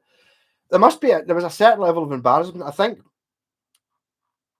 Jen's a bit like me in the sort of talking overly talk shit. You'll know that if you've ever bought a guitar off me. I've ever picked up this app here. Yes, if you're a certain kind of person, and tell me to fuck off, I'll fuck off, or just like come in here, buy the guitar and leave. It happens, but most folk end up getting stuck for an hour or something talking pish. It's not just me talking at you. You know what I mean? I'm a listener, but you just kind of get on. But yeah. Actually, my guitars are more famous than you. That's because you've not been out on that pub circuit pumping it. You beat me again to a guitar. To be honest, it's got shits carved into it, Sloan Ranger. I can't remember what it is. It's carved in like with a compass, so you would really need to paint it up or do something with it. It's one I've not seen before. An Indonesian The Bronze series. I have seen Bronze series Mockingbirds, but they've normally got the widow headstock. This has got the droopy, pointy headstock. I'm aware that sounds somehow sexual again, saying the droopy, pointy headstock, but it's a thing. Just get the droopy headstock. Mockingbirds look cool, but I don't know if you've ever played one. I've got one. I've got a Japanese one because it's Japanese, but I've got like the proper Mockingbird headstock, with the R logo on it, the way Slash's one does, but it's a bolt on, and it's like, it looks cool as fuck. But see, the Mockingbird is a bit here. It kind of it reminds me a wee bit of H.R. Geiger. That bit, it's like, see if you imagine someone just getting their knuckle and doing that into your ribcage when you're playing it. It's like that.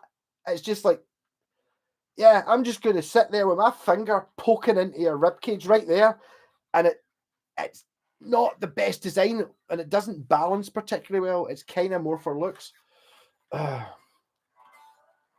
Wales. Wales isn't far away from Liverpool.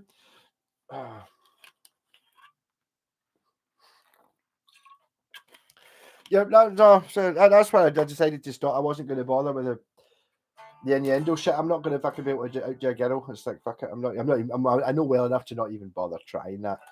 I've got like I can go a certain level of dirty, but I can't do female. Fucking no. You just embarrass me and I'll just run away so easily that I know it.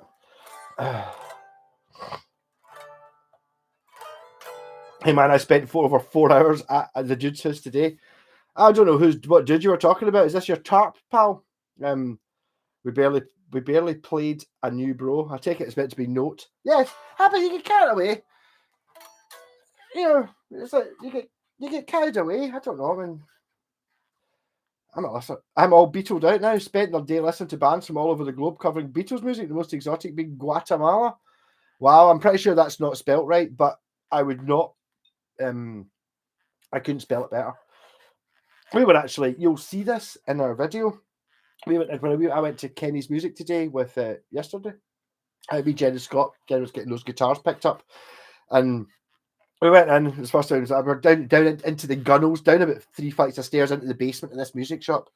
And we're sitting there. Jen's like, "I can use that bathroom. That's fine." So we're sitting there like, and the guy's like, "Up here, yeah, I see this door here. That's fine." It's like, see, in 1965, the Beatles played I want to say Usher Hall, something like that, next door. Well, the Screaming Kids, to get that, in order to get away from all the Screaming Kids, they had the van, and they came through this door here and went through this corridor like that and up there. And I was like, up here, wow, the Beatles right through this corridor. Like it was a pure basement. So that's pretty cool. I said, "Do you mind if I film this?" And he's like, "Up here, no, whatever." So I filmed it and asked him again. And then he did it. And I was like, "Up here, oh, cool." So there's a wee bit of my video of him telling me where the Beatles came through that door, that fire escape, and went down here and went down this corridor. Yeah. And then Jen came out the toilet. I was like, "Up here, I was just talking about the Beatles." "Oh, the Beatles!" Heard the whole story, and I went, "Can I film you and do the Beatles song?" So the poor guy had to tell the same story 4 times within 3 minutes. But yeah.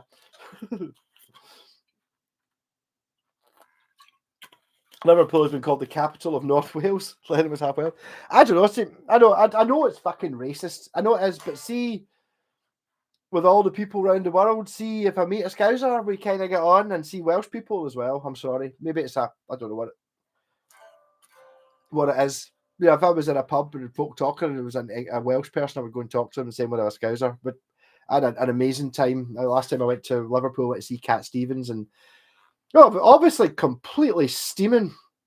But just talking to random folk on the train, which nobody else does. We were sitting there, and my pal Michael, who was a drummer in Blind Doug, he was really good at organising these things. So he'd, instead of paying, I think it was £100 for the train ticket from Glasgow to Liverpool, you could get a ticket to Preston or something, and then get off it and wait an hour and a half, and then get another train, and then you get like the local trains, and it ended up being half the price if you were clever with it.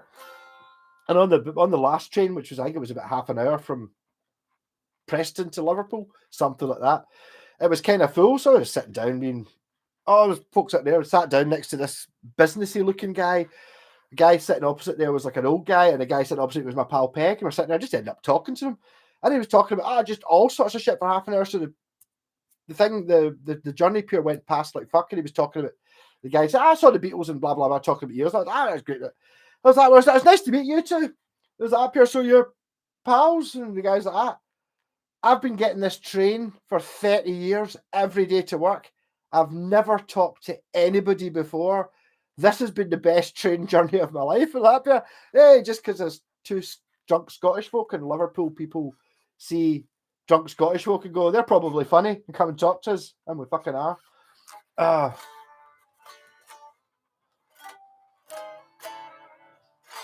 Hey, Jack, that was cool. Yes, check out JPAC's guitars. This is the only one that looks anything like this. They've also got one. This is the only one that looks anything like this. I've got a purple tartan bass to go with the Black Sabbath band. You'll get to see this live. And if they've got a UV light on stage, which I don't know at Ivory Blacks, that's going to show up. Yeah, I've got too many JPAC's guitars. To the point of, I haven't actually got any new guitar. Well, this one's new, bastard. But this is the only one I've bought for myself. Other ones are like guitars that I had in bits that I just haven't sold. So that technically these are not new guitars. You know, the ones you can see. They're just...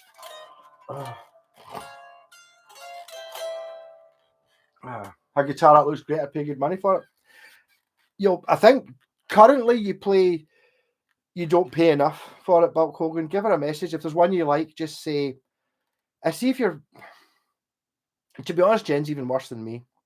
See if somebody... if I've got a guitar up for sale and they come across like an arsehole, I won't sell it to you.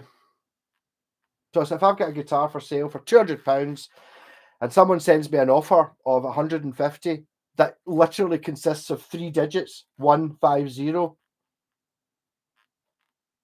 fuck off. See if I'm selling for £200 and I get an offer for 180. What, you can't be bothered saying, hello, I'm interested, I'm not selling it to you. It's not a principle thing. It's a principle thing. It's not a money thing. It's like I have not sold guitars to quite a lot of people. More than 10 people have not got a guitar I was selling because I thought they were an arsehole and didn't deserve it. Because I will not sell you a guitar that I don't think's a good buy. Which is, regardless of technicality, and Jen's as bad as me, if not slightly worse. So if you are honest and open and a bit chatty, you'll be able to get one. If you come in like Jacob Rees-Mogg, you're not getting one. It doesn't matter how much money you offer. I mean, obviously you offer me £2,000 for a guitar and you're a pure dick, I'm going to sell it to you because I need the money. Well, I need the money. To be honest, I think if you're a total arsehole and you offer Jen £2,000, she just wouldn't talk to you again. You wouldn't get it. I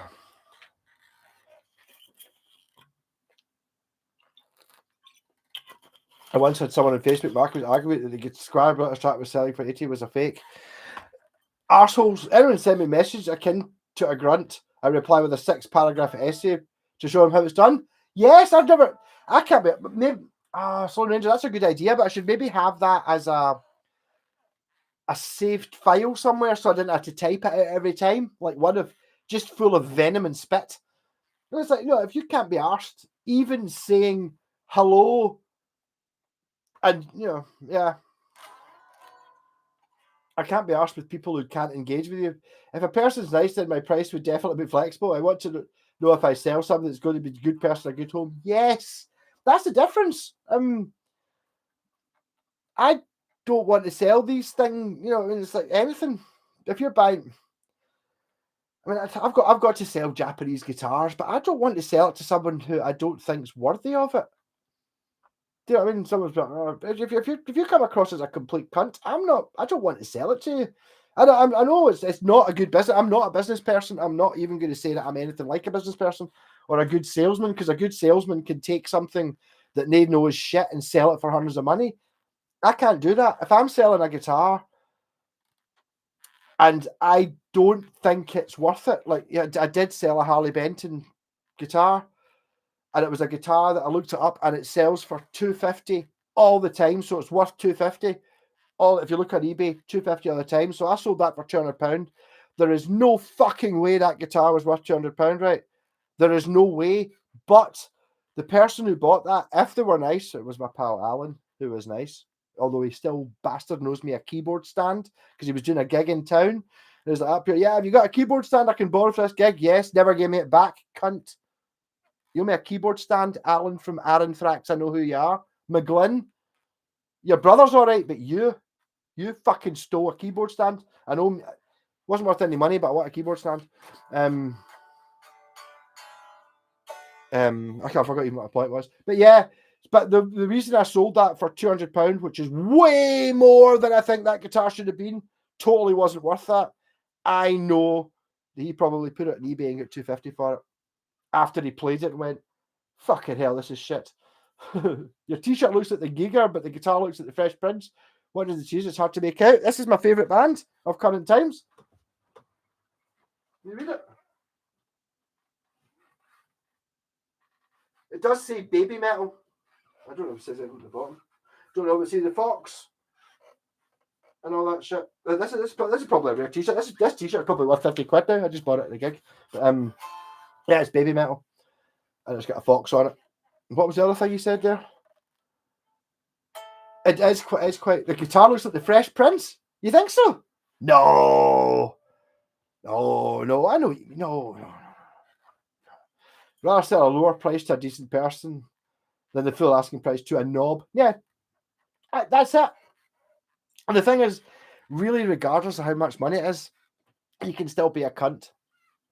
And there's no point being that way. I feel that way. See, when I'm a right arsehole buying a guitar because I make the point of making that person want to sell it to me.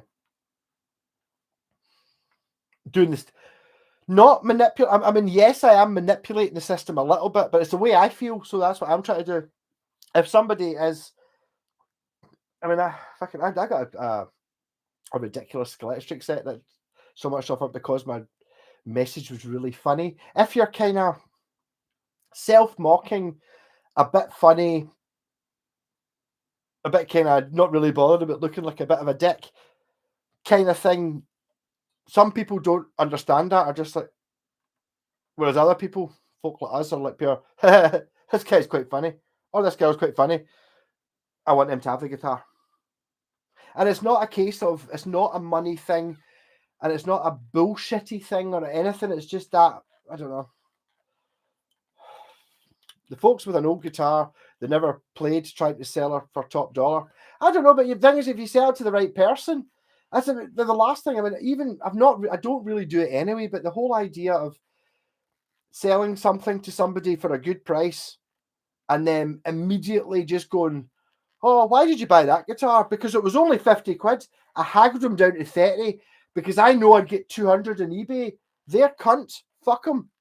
If somebody's got a pure bargain guitar for £50, which you know you can get £150 for, you don't go over and fucking haggle. You go over and give them the money for it. I did that with that Cube bass amp, which is still in the car because I'm too lazy to go out and get it. It's like the guy wanted £50 for it. They're totally worth 150. I am sure I could have haggled him. You know, it's a bit dirty. I could totally haggle. No, I'm not fucking plugged it in. Sounded fucking amazing. Right. I'm not haggling. There's your money. You sold. I'll give you the money. I'll just get my, you know, they're fucking right. And then started talking to him. Just get out of the way.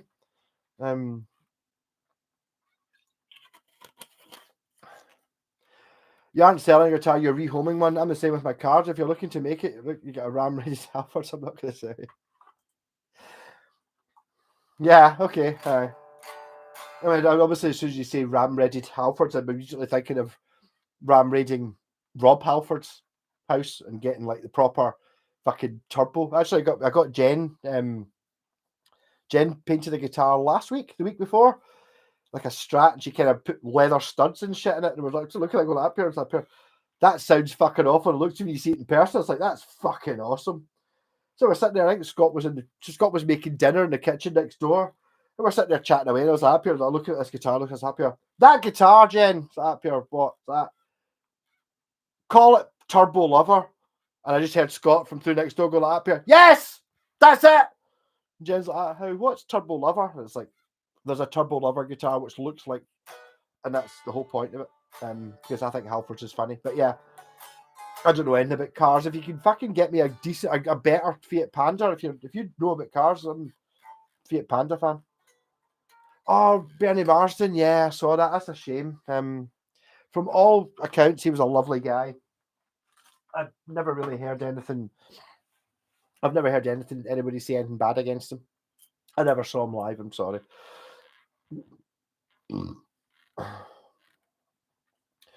Someone in this chat said he was dead before he was. I don't know. I know he did sell his. He did an interview 6 months ago with the captain Lee Anderton, and then I noticed that last month or the month before he sold his 58 Les Paul or whatever it was.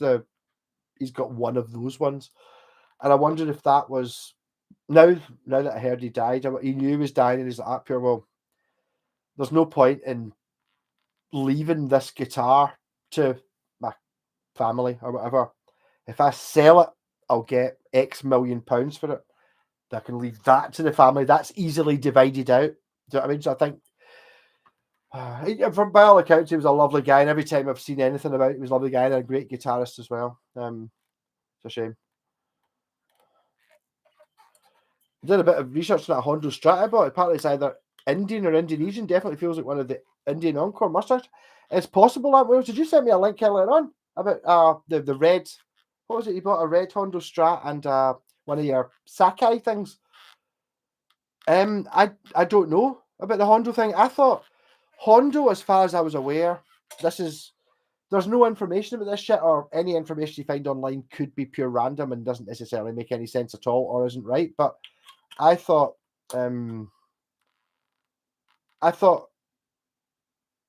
Hondo were actually the home company of Samick from Korea, but that might not be right. No, not funny, guys. Mr. Whitestick. No, I'm not. I will not mock Bernie Marsden. No, he's fucking amazing. Oh shit, Mr. Whitestick, was it you? Oh god, man, I'm sorry. Yeah, he seemed like a lovely guy, and he's one of those folk that I can't imagine a situation where you would have met him. See, if I'd never, I remember Gavin and Carnival, the band I need to put the fucking video on. It could have been good. It could have been big. I could have been a rock star instead of this. He saw them. They were called. Was it Company of Snakes? Maybe toured in about 2000, the late 90s. And he said, "I fucking, I was pure amazing guitar with his sausage fingers because he had really fat fingers, but could still play really fast." Lovely guy, man.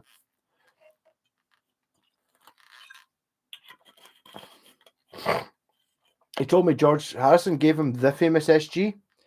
I don't know. I think Bernie Marsden. The thing that comes down to, see your folk that have been in lots of bands and folk kicking about the time, they were probably lovely people. And there is an element of, oh, who do you want in the band? And there is an element of, yes, totally, we want the best bass player that you can get, or the best guitarist that we can afford. We'll get them in.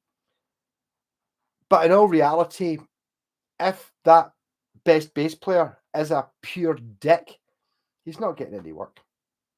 That's how you find it. See if you see some like all your pure supremo. I'm not talking about Jimmy Page. I think he was a dick. He seems like comes across. He was doing it for a year and all that. No. You talk about your Steve Lukather's and your Simon Phillips. You know, these sort of folk that appear on fucking everything. Billy Sheehan, who's working on everything. You know they're cool as fuck because it's like, well, what bass player do you want on this? And it's like, well, give Billy Sheehan a phone. We want fast bass. Give Billy Sheehan, if he's able to do it, he'll fucking come in and do it because he's cool as fuck. Someone you can tell to do something or not tell to do something or say, do your own thing. It's all about that. Oh.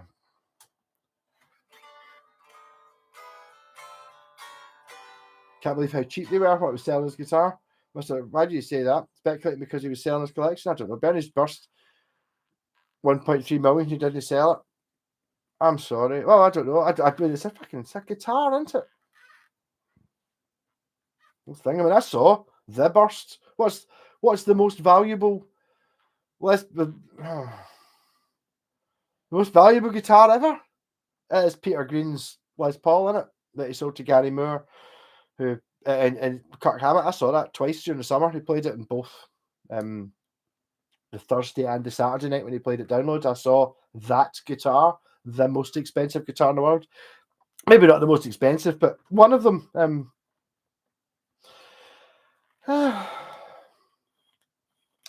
There's some Honda wiki out there that said the Wrecking the Mod Live is budget one outsourced to India and Indonesia. So it was going to be a Korean Samick. Either way, nice made. I don't know. It could be. Yes. I could probably tell you. Who has it recently bought? Mr. White just bought a fucking Encore. Not an Encore. A Sun Mustang Strat. The Indian ones, I have played an Indian Encore, which I made into Eddie Van Halen, Brew Van Halen. So it's like, imagine the Van Halen guitar with the stripes on it, apart from instead of being the yellow and black or the red, white, it's basically orange and white and blue, like a Can-I Brew. I made that, and it was an Encore, which was the same as the Indian Sun Mustang. So I think the Indian Sun Mustangs were originally started by Sun Mustang Fender, lasted a year. They stopped that, and then they became Encores, and Sun Mustang moved to be these terrible guitars that are been. If you're looking at a Sun Mustang and it's got a headstock like this, don't buy it. That's it. They're not good. I did one for Foxy's guitar channel. He's like, oh, I know you like your Sun Mustangs and stuff like that, and I spent a whole day on that fucking thing. I got it playing. I didn't get it playing good because there's a certain point where you just can't make it any better. And I did. There's no way that the one that because I don't like doing. I will not do a guitar to order. You send me shit, but I get talked into it by folk that I like, that I want to have one. I wish I'd just, instead of him sending me that, I just said, yes, I'll build you a Buckycaster.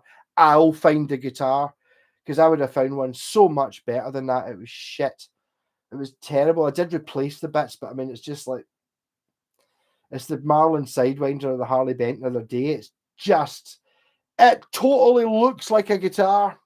Yeah, you can have that. It looks like a guitar. None of the money that was spent on the guitar was made it to be a guitar. All the money was spent to make it look good, in a picture or something.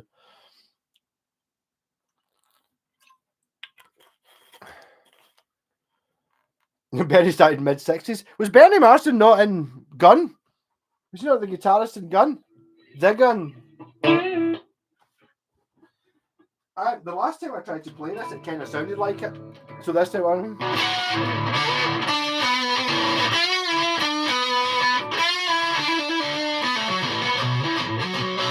Tapping. Too drunk, I dropped the pick. That's too loud. What was the other one?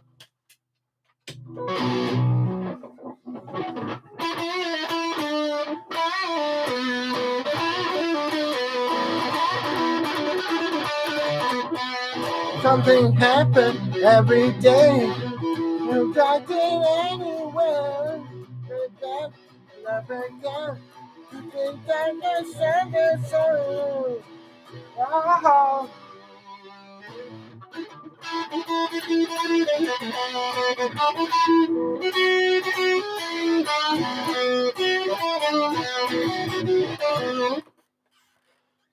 I'm too drunk to wing it, but I did actually see Girl School play that last year. But I'm sure the band was called Juicy Lucy. Bernie Marsden was the guitarist in it, and it's called The Gun, Race with the Devil. And if you've heard Girl School, Race with the Devil, you'll know it's an amazing song. The Gun one's just twice as good, straight up. Sun Amps. No, I don't think Sun Mustang. Well, Sun Mustang, I think this is pre-Squire time or round about the same time as Squire, or Squire, they decided that, hold on, we're producing Squire guitars in Japan. They're a bit good. We're still getting competition from the cheap ones, so we went, we'll go to India and make an even cheaper one for a couple of years and go, hold on, these are a bit fucking good. Stop they're interfering with the price. You know, you're paying £200 for a Squire, for a Sun Mustang, £300 for a Squire. It's like, well, they're kind of all a bit good. Can we not make them cheaper? The ones with the horse logo are absolute shite. Yes, possibly. The horse logo, I think I know what you mean. Yeah, but the Indian ones, because I'm reckoning that's what I should have. Sorry, this fact that that's distorting, does that? That's not as noisy. Well, I've got one. I don't know the way to tell, but I don't know if there was a Sun Mustang base. Obviously, there's no point in asking if you've seen the wee red base before. But the only ones I could find online when I bought this, because I was like, oh my god, this base is fucking amazing. It's just a wee shitty Encore base, and it was a tenner. Surely that's what they go for. The only one I could find online, and the only one I've been able to find since then, was like 150 quid.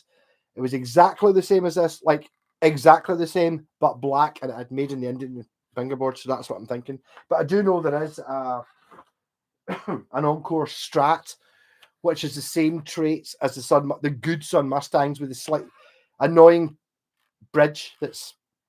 So you can't use another bridge because string spacing different. The string spacing is different, so it's annoying. You can't use another neck. The pickups, thinner spring spacing, which are actually, if you take a Strat pickup and squish it that way and expand it that way, you can make it fit.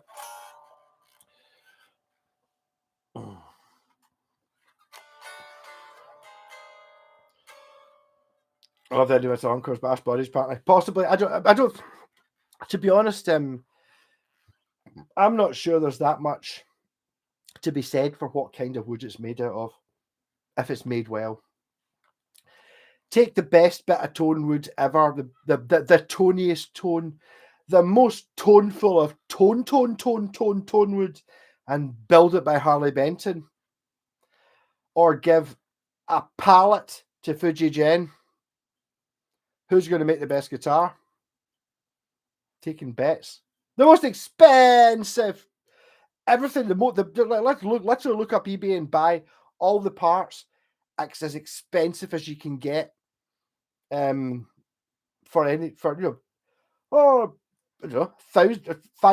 for tune. Stick all those bits and get them put together by a Harley Benton person, and then compare that to what FGN can do for 500 quid, and there's not going to be any competition. You saw Girls Go to the Pull. I saw them at the Vauxhall Caravan Park.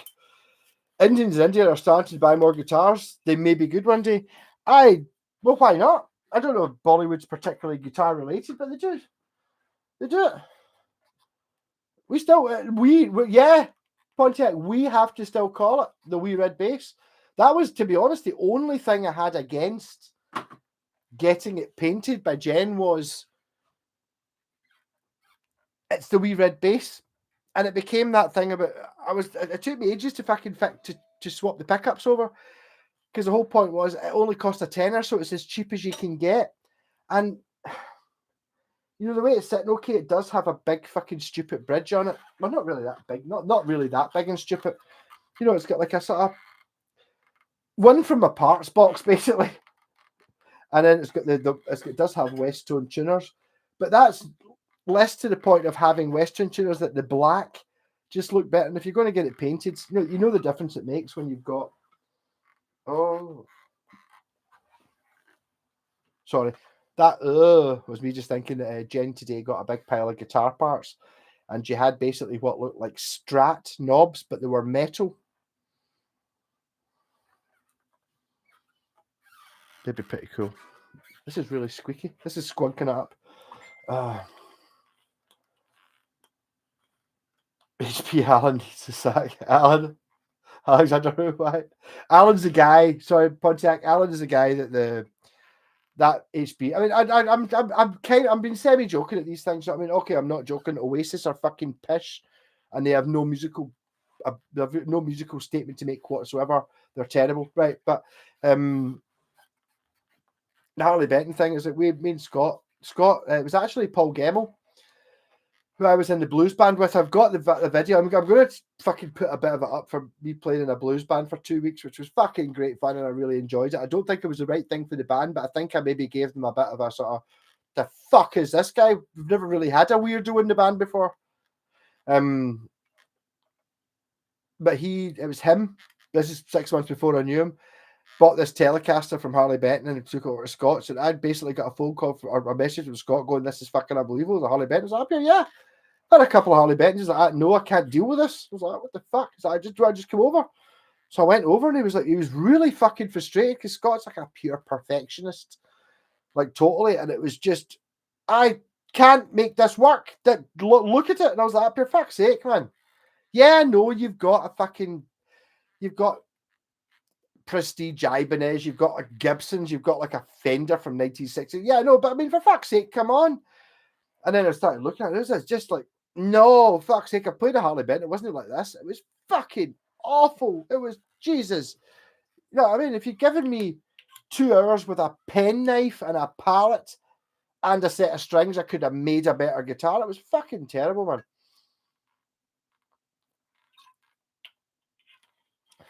Had the Tonewood discussion at the dude's garage today and walked away alive, man. Then I had a flat in the freeway. Oh, man, did you tell him some truths he wasn't ready for? Is it no Indian Ash? It could very well be. I don't know. I mean, the whole there's obviously a debate about what the sound quality of things is, but whenever it basically I've got my Tonewood guitar. This one, right? An Ibanez RG140, which is basically, let's be honest, a cheap copy of the Alan Holdsworth AH10. And Alan Holdsworth, if you've never heard Alan Holdsworth, look him up. I don't expect you to understand it. I can't even touch it. It's really, is it jazz fusion? I don't know whatever. But it's fucking amazing. And he spec'd his Ibanez guitar copy to be made of basswood. And Ibanez went, "Basswood, really?" He went, "Yes." So they made it out of basswood. And then a couple of years later, when Steve Vai made the Gem, which was like this, "Oh, these cutaways and these pickups and this switch and this dimension and these tuners, no. And he said, "All right, what sort of body, what do you want the body to be made of?" He just said, "What's the Holdsworth one? The Holdsworth spec? Basswood, that."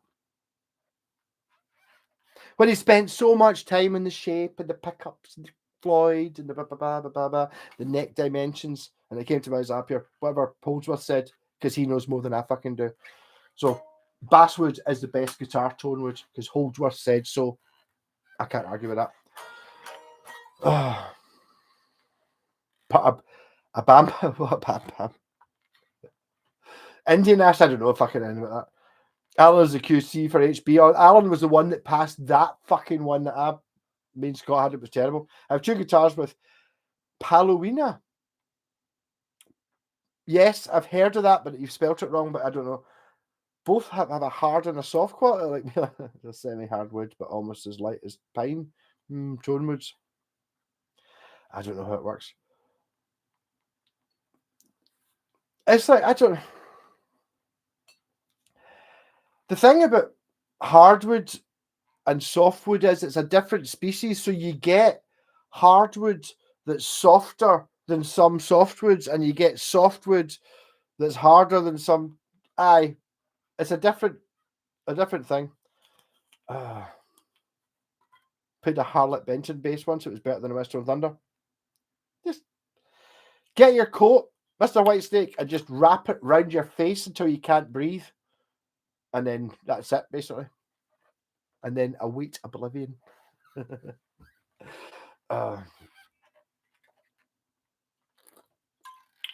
Yeah, Pontiac, I'm only going for, I mean, it's obviously a bit lighthearted. Yes, I will change my mind when I get a Harley Benton in for a fix-up. People are probably, I bet you I've fucking lost work for fixing up guitars because people who know who I am, I don't know, I'll be totally honest, and it's probably a bit about the same with Oasis at the time. Everybody fucking loves Harley Benton. I'm different. I'm not like everybody else. So my immediate reaction is to go against it. Yeah, it's a pure dick move. It's the truth. It's the thing. It's to see if you come up to me with any extreme opinion about anything I've never thought about. I'm sorry, I think there's something wrong with it. My immediate reaction would be to think of, oh, well, it's like pure up. I'd say I don't even want to say that. It's like, well, anything, because I do feel sorry for the YouTube humans who have to watch this every week. I'm basically, that's it from now on. I'm basically every single week I'm hitting that refute. Make some human watch this to realize that I'm not talking about anything inappropriate. Yes, I'm talking about things that are inappropriate, but only in a humorous way, and never anything that's actually inappropriate. No real politics or guns or any of that crap. Oh. Pontiac, my pal loves HB. I've seen him playing 2 live last night and they were awesome. Well, there you go. Yes, Alexander. I mean, that's fine. I will have a shot of it, but I mean, you've got to remember that if you're going to, if I get one that's coming in for a setup, because I'm working on it. I mean, the point is, I suppose it comes down to is like, it shouldn't. I'm a shit repair guy. I'm not a good businessman in any way, because to set up the cheapest Squire, right, should cost the same as setting up the American Squire. It should cost the same. It should be, well, nowadays it's like £100 for a setup, right? Not what I pay, not what I charge, but I've gone up. I'm now 50 instead of 40, right? But setting up the American one, even if it's like all the bolts turn, everything responds the way you want it to. Okay, the frets might be high, but they're good quality frets. When you're setting up the £120 Squire Mustang, it's only £120 guitar, so you're going to charge £100 for a setup, and it's like, yes, that is what they'll charge. But the thing is that that's how long it took. If anything, it took longer to set that up than setting up a good one, like something like the Roadstar. Setting up a Roadstar, it's going to be great because it's so well built. The person playing it, that idiot fucking who just plays the fucking thing, doesn't know that. It's so much easier to work on. It's so much better built. It's such a difference. And I know that in the greatest terms of things, if you are, I don't know, fucking Jimmy Page or Eric Clapton or any of your guitar stars, they don't work on them themselves. They don't give a fuck. Oh, when I get it, it plays great, because I just gave it to Steve the guitar tech, who, if I gave him a good guitar, if I gave him an Ibanez RG, would spend half an hour, and then after it'd be like that pure, yeah. Whereas give them a pure shiter like a Gibson from the 70s, they're going to be at it for 2 days, and at the end they're going to be like, pure, yeah, it's kind of all right. You know what I mean? They don't pay for these things. But Mr. Whitestake, there's a money thing. Do you know what I mean? It's like, where does the money thing come in? Because it's there. You must all have been in a situation like, right, I want you to pick up that dog shite that's on the floor there with your hand. Pick it up, right? Just pick it up and squeeze it through your fingers. No, I'm not going to do that. Right. And then it comes down to, would you do it if I gave you £1 million? And it's like, I'm totally honest, I will pick up a dog shite off the ground for £1 million and squeeze it through my fingers. Yes, for £1 million, fucking right, I'll do it. So that has opened up a thing, right? So basically, yes, there is an amount of money that you can give me that I will pick up a dog shite and wipe it through and squeeze it through my fingers so it squeezes through like toothpaste. Yeah, right. For £1 million, I'll do that. So we've now decided that I will do that for X amount of money. That is now a fact. So what amount of money is it? But I will do it. It's not something I would never do. I would do that. If it came down to, would you kill an innocent person, even if it's just a case of pressing a button on a drone? No. I don't think I would for any amount of money, because I don't think I could live myself, even if it was. The thing is, once you get to the point of like, when you've got no money, give me £500,000. Yes, right. Give me 10 million quid. It doesn't make any difference to me. Or 100 million quid. It doesn't make any difference. Once you get £500,000, anything, I'm willing to. But you've got to live with yourself. I couldn't.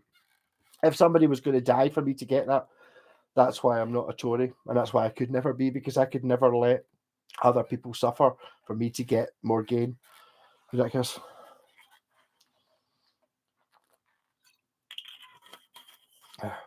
I'm better than Jimmy Page. Go for it, Stevie. You're probably better at writing original songs. The guy local to me charges £30 for a set and he enjoys working on anything. The local shop charges 50 because they don't really want to be dealing with. Fair enough. Sloan Ranger, I get it. It's not a very womanly name, Sloan Ranger, but that's fine. £30 per setup sounds fine. Yeah, totally. I mean, that's all right. But I'm just looking at it. It's like everyone else is a tin of beans. You bought a tin of beans recently. In the last year, it's doubled. So everything's going up. I've got to charge more money. I'm looking at the full setup thing. My pal got it's now my Fender Music Master set up in about 2001 for Merchant City, and it cost 60 quid. And I'm still charging half of that for a setup 23 years later. I don't know. Yeah.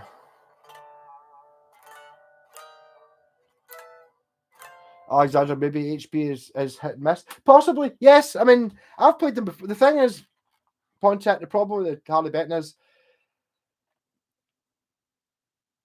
it's going to be a bit of hit and miss, but it's never going to be brilliant. It's not.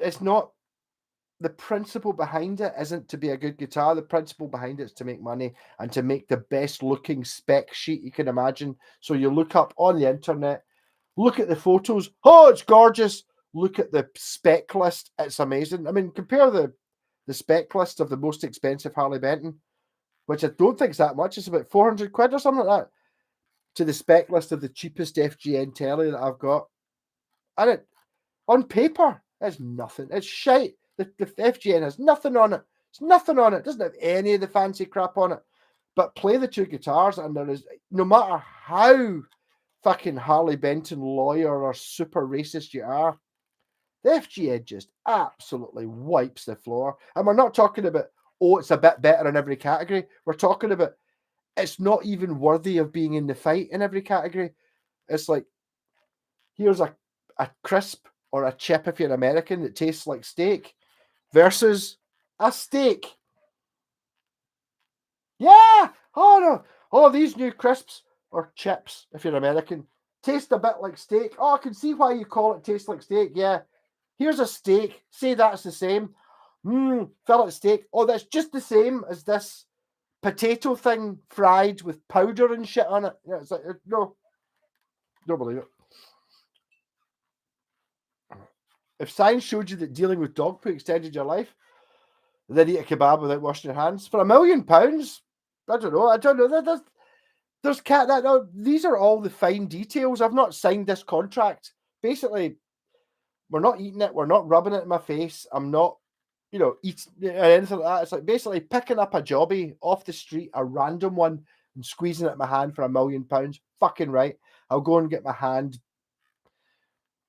blasted with liquid nitrogen so it's super clean. Just get fucking. I'll just sit it in bleach overnight. You know what I mean? It'll be fine.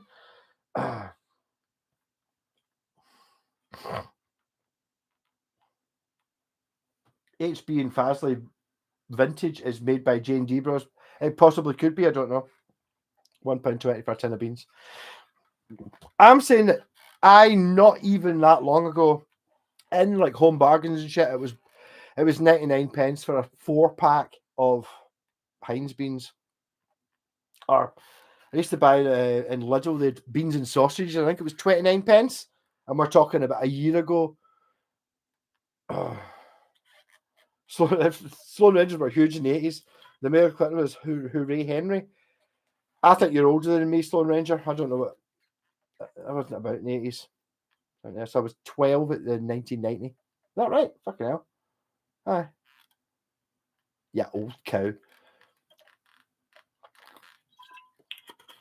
The tin of beans in Holland. I basically I don't even bother buying with beans. I used to buy beans because they were cheap. Fuck that. So I mean, everything else must go up as well. Things that are good as well as things that are shit. What is the Leo James? You can't be younger than me if you remember the 80s. Because I don't really remember the 80s. Really.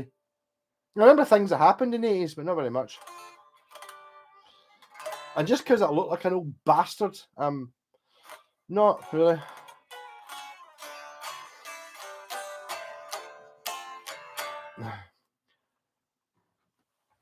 Branson's beans are good. I like the best ones are HP beans. I've always liked them better. But again, it used to be 50 pence for a tin of Pines beans and 40 pence for a tin of Branson, and then 39 pence for a tin of HP. And I always liked the HP ones. But now it's honestly, it's £1.50 odd. It's okay, it's a wee local co-op. It's £1.59 for a tin of beans. And I thought, this was a couple of months ago. I was up here, I don't want beans and sausages. No, that was just a fucking tin of beans. Really? £1.59? I'm so sure I used to buy fucking 4-packs for £2 all the time. So it's like 3 times the price as it was a couple of years ago. Yeah, I don't want to get demonetized again. I've intentionally not been smoking in these streams to get it. And if you're, hey, Mr. YouTube human thing, like, I am intentionally not saying anything that I think, I'm not talking about. The thing is, if I say the word, it's going to pop up in your feed, isn't it? About GUNS and RACISMM or any of these things. I'm not any of those things. I'm nice. Yeah. Jet make Fazley guitars? Really? I don't know. They might do. Jet guitars are pretty good though. My pal's got one of them. They're all right. Fazley are much cheaper than Jet, but I mean, how good is a guitar made in China? And it's like, well, the new BC Riches are like £1,000, £1,100, £1,000 plus, and they're made in China, but they look amazing. Like up close, I'm not talking about on the internet. I've seen them in person, and they do look absolutely stunning. It's just, and I do get it. If I'm paying £1,400 for a guitar that's made in China, even I'm subject to a bit of the racism, or not racism, you know what I mean, the way around, and it's like, but I mean, they look absolutely stunning, those guitars. But that's the thing, it's like, you go to Japan or Britain or America and say, I want you to make a guitar for $25. They're just going to go, no, can't do that. That's not possible. Whereas China can go, well, we can make you a guitar for that. It plays. That's as far as we'll go. They can do that. Other places can't do that. Because that's what we're talking about. I mean, let's be honest. If you're buying a guitar just now that costs $300, it came out the factory for $10 or $15. Like hard sale when you're buying 10,000 of them. Egypt, yeah, totally. It still says Hey Egypt though. It's mental. I should just say Hey Egypt at the start. I'm going to start doing that. I'm just going to start saying Hey Egypt. I wonder if it'll go Hey YouTube. I don't know how I say it wrong. How does YouTube sound like Egypt? YouTube. Somebody watched the subtitles. I wish I could put them up live. If I go YouTube. YouTube is the land of the pharaohs. YouTube has the pyramids. YouTube has the Nile. Right, whoever it was, watch that, because I can't be arsed doing it. Pause it, look back 10 seconds and see if it does say Egypt is the land of the pharaohs.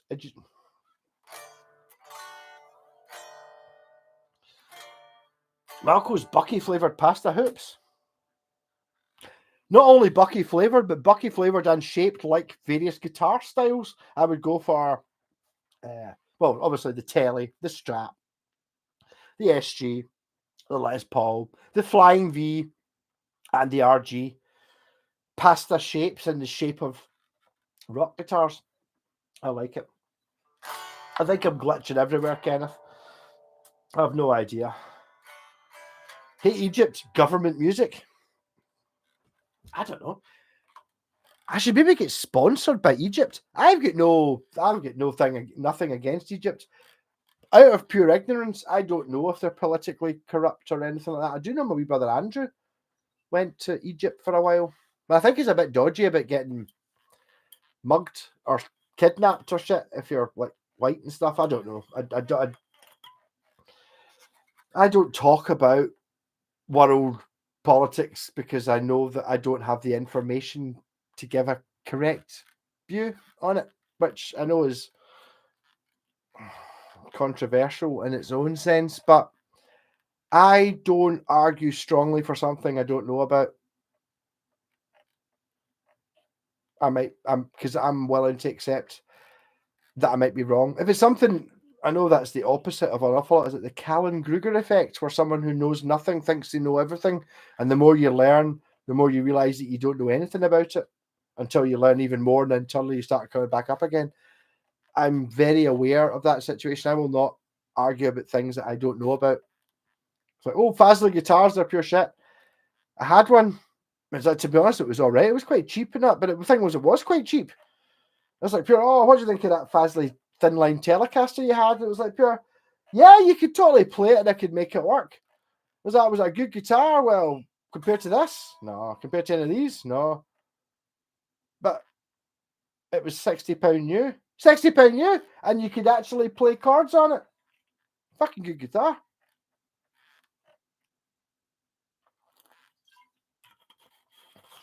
Went there, never saw the pyramids.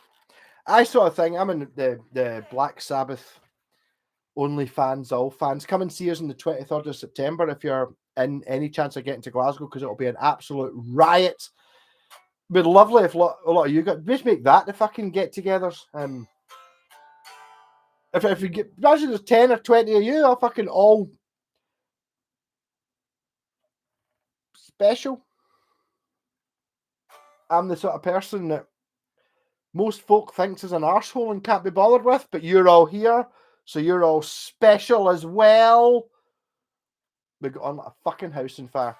And I'll be basically, as soon as we're off, I'll be drinking on stage, I'll be honest, because I'm able to get the bus in. So I can't get into the LEZs. So I'll have 2 bases on my back. As soon as I'll be drinking Bucky by the time we get to War Pigs, and then we'll get to watch, then we'll get to chat.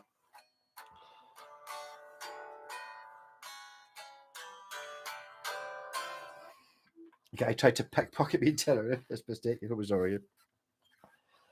I don't know. I'm very worried about these things. These are just bastards. There's no. Pontiac, be in Glasgow, it'd be a dream. I'd go to Mary Hill and Govan. Well, I would. You'd be invited to Hairy Milf, which is the studios. I still can't believe that. I was in a band for many years, a good few bands. And we used to go to a place called the Practice Pad in Mary Hill in Glasgow, which is basically just fucking next to your Still Game shit. And we used to go there because I can kind of cheat to get there, and I could from Lenzie as well. So rather than going in through town, I can go country roads and fields, couple of roundabouts, and get there. Okay, it's a longer distance. There's no traffic because you're going through fucking fields. Go there. We used to always call it. It was called the Practice Pad, and we always called it the Fanny Pad, which is basically a sanitary towel. And then since I joined the Black Sabbath band, we started going there as well because it's cheap, and because it's Mary Hill. At some point, one of those creepy bastards has changed it to Hairy Milf, and it's just called the Hairy Milf now. So it's like we had to cancel the studio last week because one of us couldn't make it, and then I was like, well, I've got to fix this camper van. I'd be fine. So we ended up cancelling it. And Craig's like, yeah, I'll phone the MILF for Thursday then. And it's just become that a whole thing. It's hilarious. So Hairy Milf, yeah. But you'd do all right being American, as long as you weren't an arsehole. If you were an arsehole, you get the absolute shit kicked out of you, man, honestly, Pontiac. But it's all in the wit thing. If you watch Braveheart, the bit where he's talking about the wit's all you've got, the wit can save you. If you are sharp, intelligent, and considerate, you'll be fine. If you're an arsehole, you might get thrown in the canal. You might get beaten up. But it's your choice.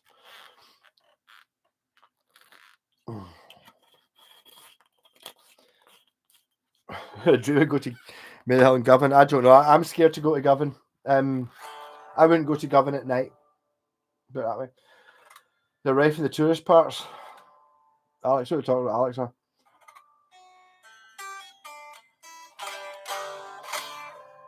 No, pickpockets. I don't know. I worry about it. I don't know. I mean, I do. I mean, you get paranoid about these things, or whether you can. I don't know. Govan is okay, just don't go to Paisley. See, is Govan worse than Paisley? Is it? I'm from Glasgow and don't know, but I mean, I worked in Paisley. I kind of know Paisley to a certain amount. Govan in the moonlight, getting stabbed. I don't know. I mean, saying that, I've got no real reason for knowing Paisley. I know a couple of folk that live in Paisley. I built a block of flats on Espadare Street. As in, yes, Espadare Street, the one that Ian Banks book is written on, and it's basically called Espadare Street. I read that when I was building flats on Espadare Street. I'll be honest, I don't really like Ian Banks stuff. It's too real. I like Frank Herbert, Clive Cussler. I like more fantasy shit. I'm not really bothered with stuff that's kind of, it was quite interesting reading it, and I kind of knew half the locations in the book. Oh. No, Paisley, I want to buy something Paisley. And to be honest, basically, if you're talking about buying something Paisley, you're talking about buying a bottle of Bucky and 20 fags.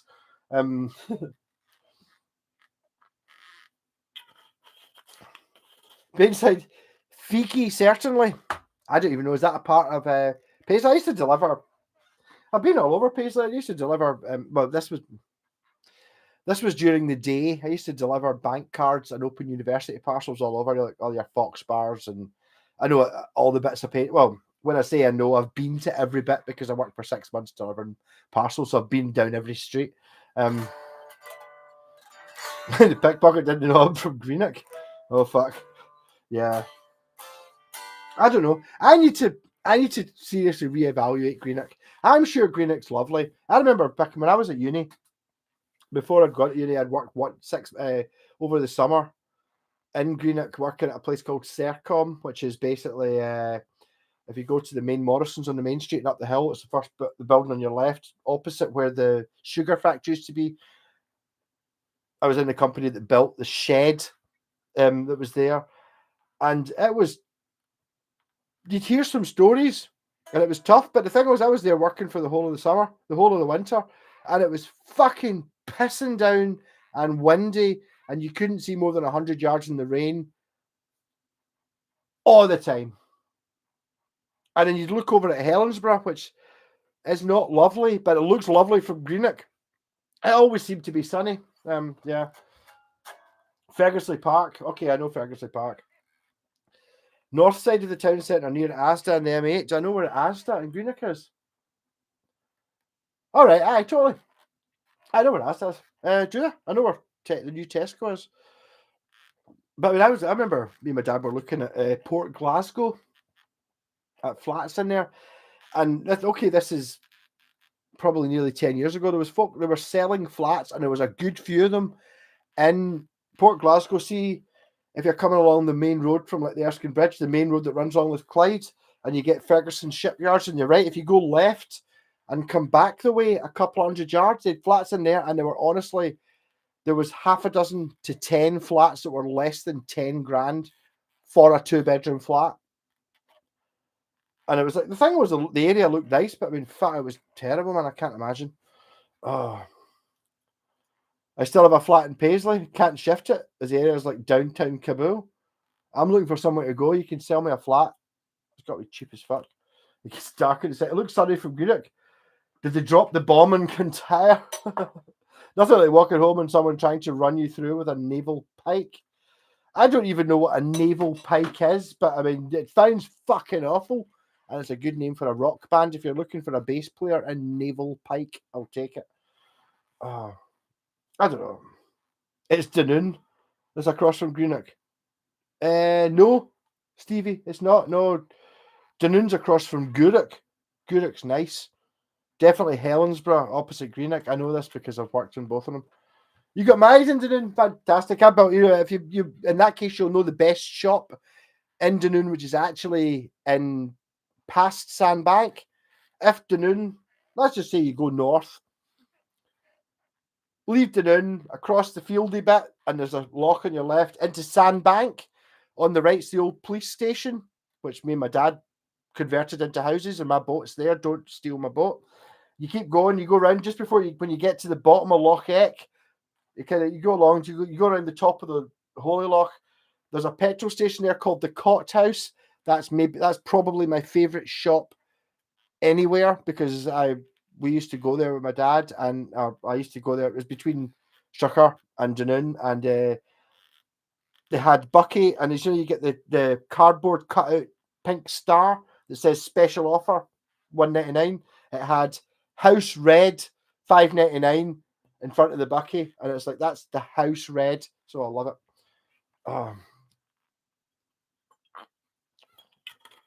There you go. See Helensburgh your house. Helensburgh looks really nice from Dunoon, from Greenock. Actually, when you get to Helensburgh, it's not as nice as you would think, but that's fine. I do know a couple of people in Helensburgh as well. A few years ago, sitting in a Cragley pub in Paisley, nipped out for a pint watching the football scores coming in. Old Glad goes for a scoosh, walked back to where he was last sat. Hadn't put his banger away. I don't. Bandside, I'm sorry. Your banter's too heavy. What's a banger? A joint? What back to where he was sat? Old Glad goes for a slush. A slush as well. I mean, these are good Scottish words, but I need one Scottish word at a time. I don't know these things. Played punk on the peninsula.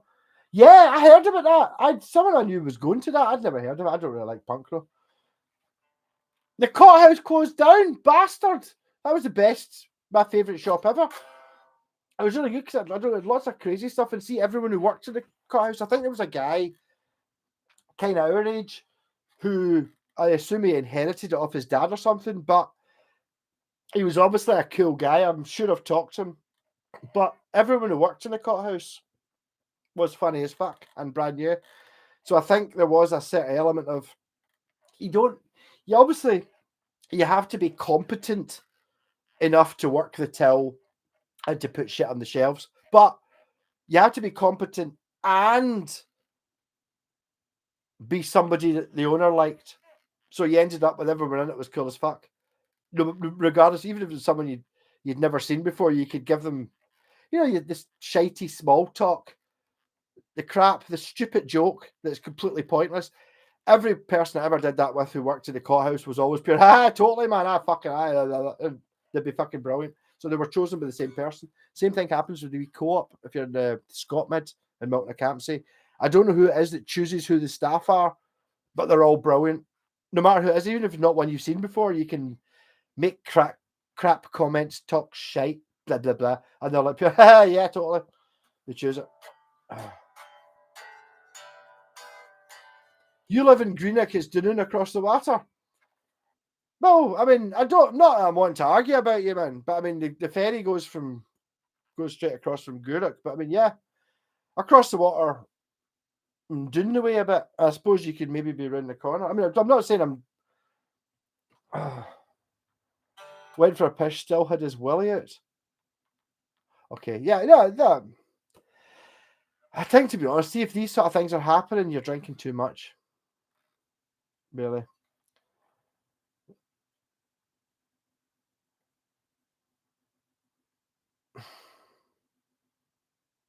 Yeah, I mean, there's different. I'm sorry, I'm not slagging Greenock. I don't know enough about it. Been around there since 2020, and it's been shut down a while. So I bet you know who was bad as head. Did he smell like he was allergic to soap too? Craigley pub that was burnt. I don't know these things.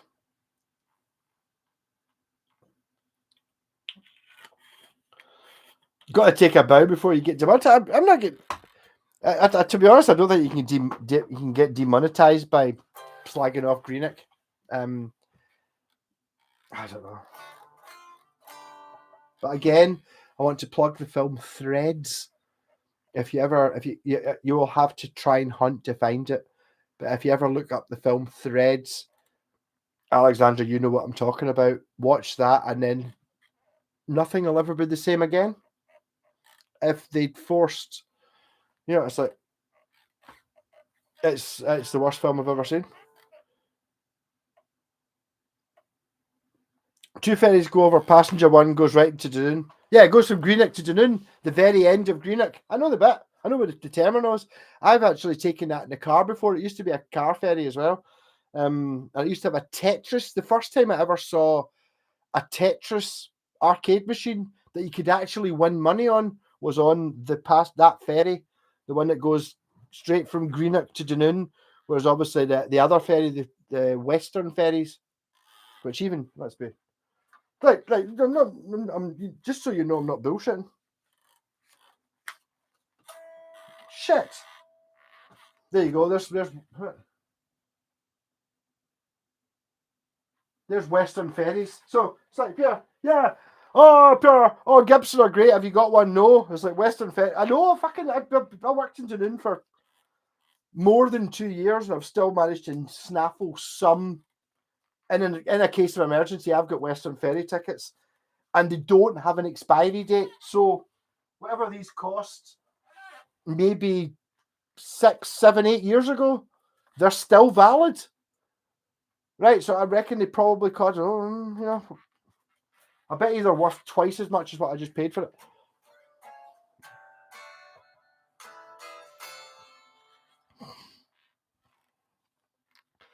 There's a few around there, but not everyone is well known for leaving their knob out. I don't know. I suppose you got to look at intention, though, don't you? I mean, not that there's really any excuse for getting that drunk. I mean, I'm a bit of a Bucky fiend. Yeah, you know this, but I mean, I've never got that drunk. I've never. Well, when I say I've never pissed myself, I've never pissed myself. Maybe when I was a kid or a baby, within memory, I've never got so drunk I pissed myself. I've never got so drunk I didn't know where I was for more than when I woke up and went, oh, I don't know where I am. All right, cool. I'm at. It's a life choice you make if you're going to get that drunk. I get pretty drunk, but I'm never that much.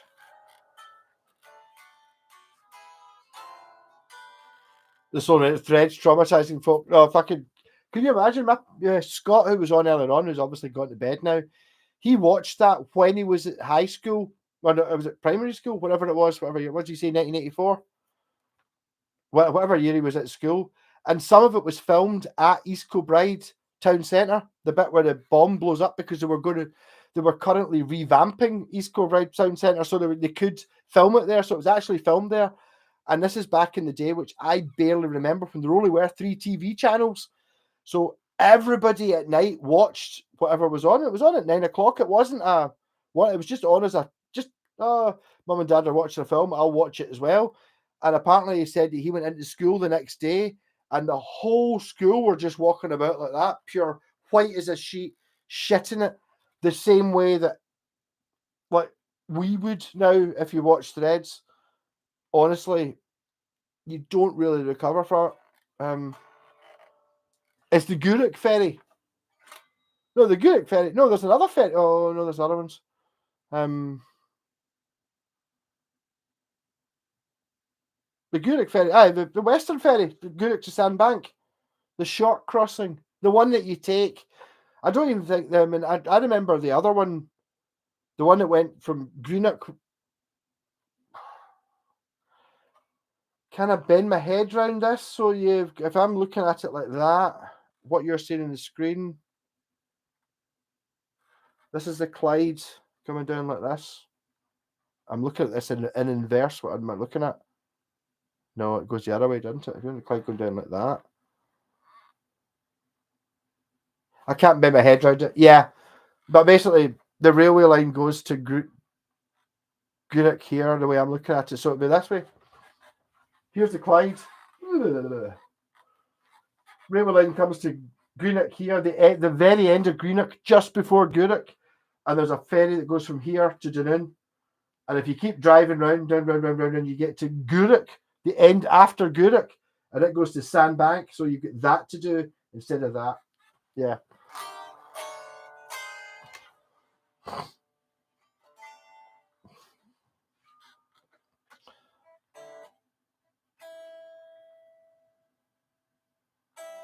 Western ferries are the best one. And the thing that used to amaze me with ferries was that you would get to see the guys that would put the. I worked in Dunoon for more than a year on 2 separate occasions, getting the ferry over every day, and then we'd get the conversation between the guys that were at the ferry. And I know this because I used to work in the co-op, so it was a similar sort of thing, but not over as much of time. So you would get two guys, the guy who was on the bow throwing the rope, and the guy who was on the beach catching it, and they would continue a conversation for like 5 minutes. So, hey Steve, how's it going? Blah blah blah, and it would very obviously picking up. We were talking about RoboCop, and they would talk about RoboCop for 4 minutes while the cars were getting on and off, and then they would cast off and it'd be gone. And then an hour later, they would come back and they would continue that conversation from the same point, which I always thought was impressive. Went down the serial ride Vince rabbit hole last night, featured East Kilbride. If only Scott was still on, he could tell you about it. I don't know. Threads was filmed in Yorkshire, mostly Sheffield. Cost £50 of goods. Yeah, but the bits where the town centre gets annihilated was filmed in East Kilbride. McKinley's Point to Hunter's Quay. That should be on your ticket. I think it is McKinley's Point to Hunter's Quay. It probably will be on my ticket. I don't know. I'm going to have to go to bed soon, though, because I am absolutely shattered. I need a shit now as well, which doesn't help. I don't want to do that live on. I think that'll get me. Valid control portion. That's not really worth anything. Valid with control portion. Passenger 10 journey. I believe you. Both those things make sense. I've got a. What have I got left? This shit will be worth money someday. I've got 3 passenger 10 journeys. Right. And then I think I've only got 1. That's a control portion. And I've got 1 car per driver. And it costs £80 for, I assume that's 10. I don't know. I'm going to use them at some point.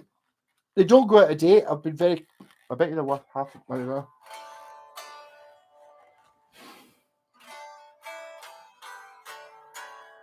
Western Ferries crew will still come out in the middle of the night to take an ambulance to the mainland. They're a fantastic company.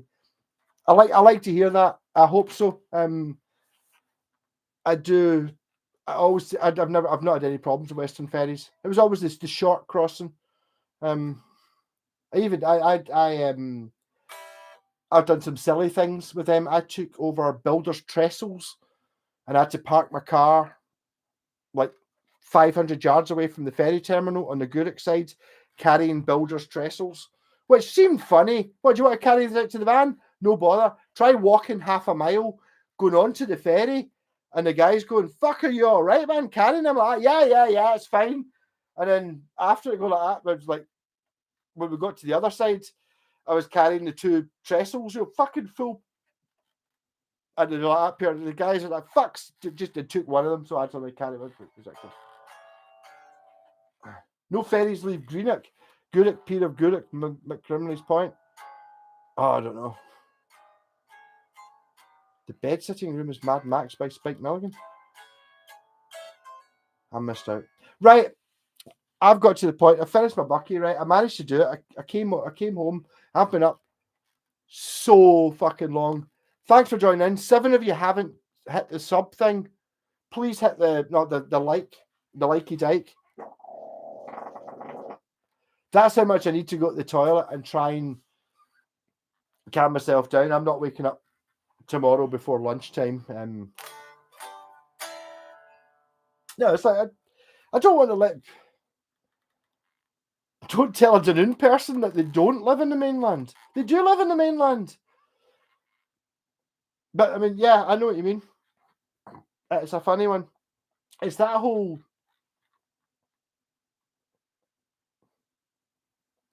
not wanting to be far away. I'm fucking 2 miles from Kirky. Kirky is Glasgow, right? There's no Thinking about, I'm 2 miles out, and there is a little bit of difference where people are going, well, I'm not quite in Glasgow. We're still got a Glasgow postcode, but when you get to, it becomes the other thing. Is if you go to Arica as well, it's like they've got a total Glasgow accent. I mean, and the thing is, like, see, my accent, right? I'm from Lenzie, which is a kind of posh Glasgow accent, but everyone in Multicamps speaks kind of the same as me. See, if you go 5 miles that way, you get to Kilsyth, East Coast. See, to get to Dunoon, they sound the same as me, and that's 20 miles through, all the way through the centre of Glasgow to the other side of Glasgow, and a ferry to the other side. I don't have a distinction between what I couldn't tell you if you were from Dunoon. You sound the same as me. But 5 miles in that direction, Kilsyth, East Coaster. It's kind of bizarre. Your husband's from Dunoon. Tell him that if he knows where the old police station is in Sandbank, I'll put the roof on it. And he'll know what I mean. Just looked up the ferry route in the map. It says the National Cycle Route 75. I have no idea. I don't think you can get demonetized for farting, or I hope not. Oh, I don't know. Honestly, if you are the YouTube human review team, tell me what it is I'm doing and I'll not do it anymore. Have you noticed I've not smoked anything? It doesn't really matter. It just became. I'm quite happy not to smoke. I can handle a 4-hour stream without smoking. I just wanted that there. He's in that map in the morning. It's only rock and roll. Yeah, fair enough. Isn't Castle Cary the arches where it changes east-west divide?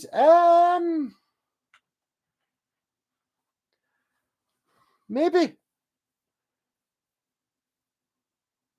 I'm trying to think how Castle Cary.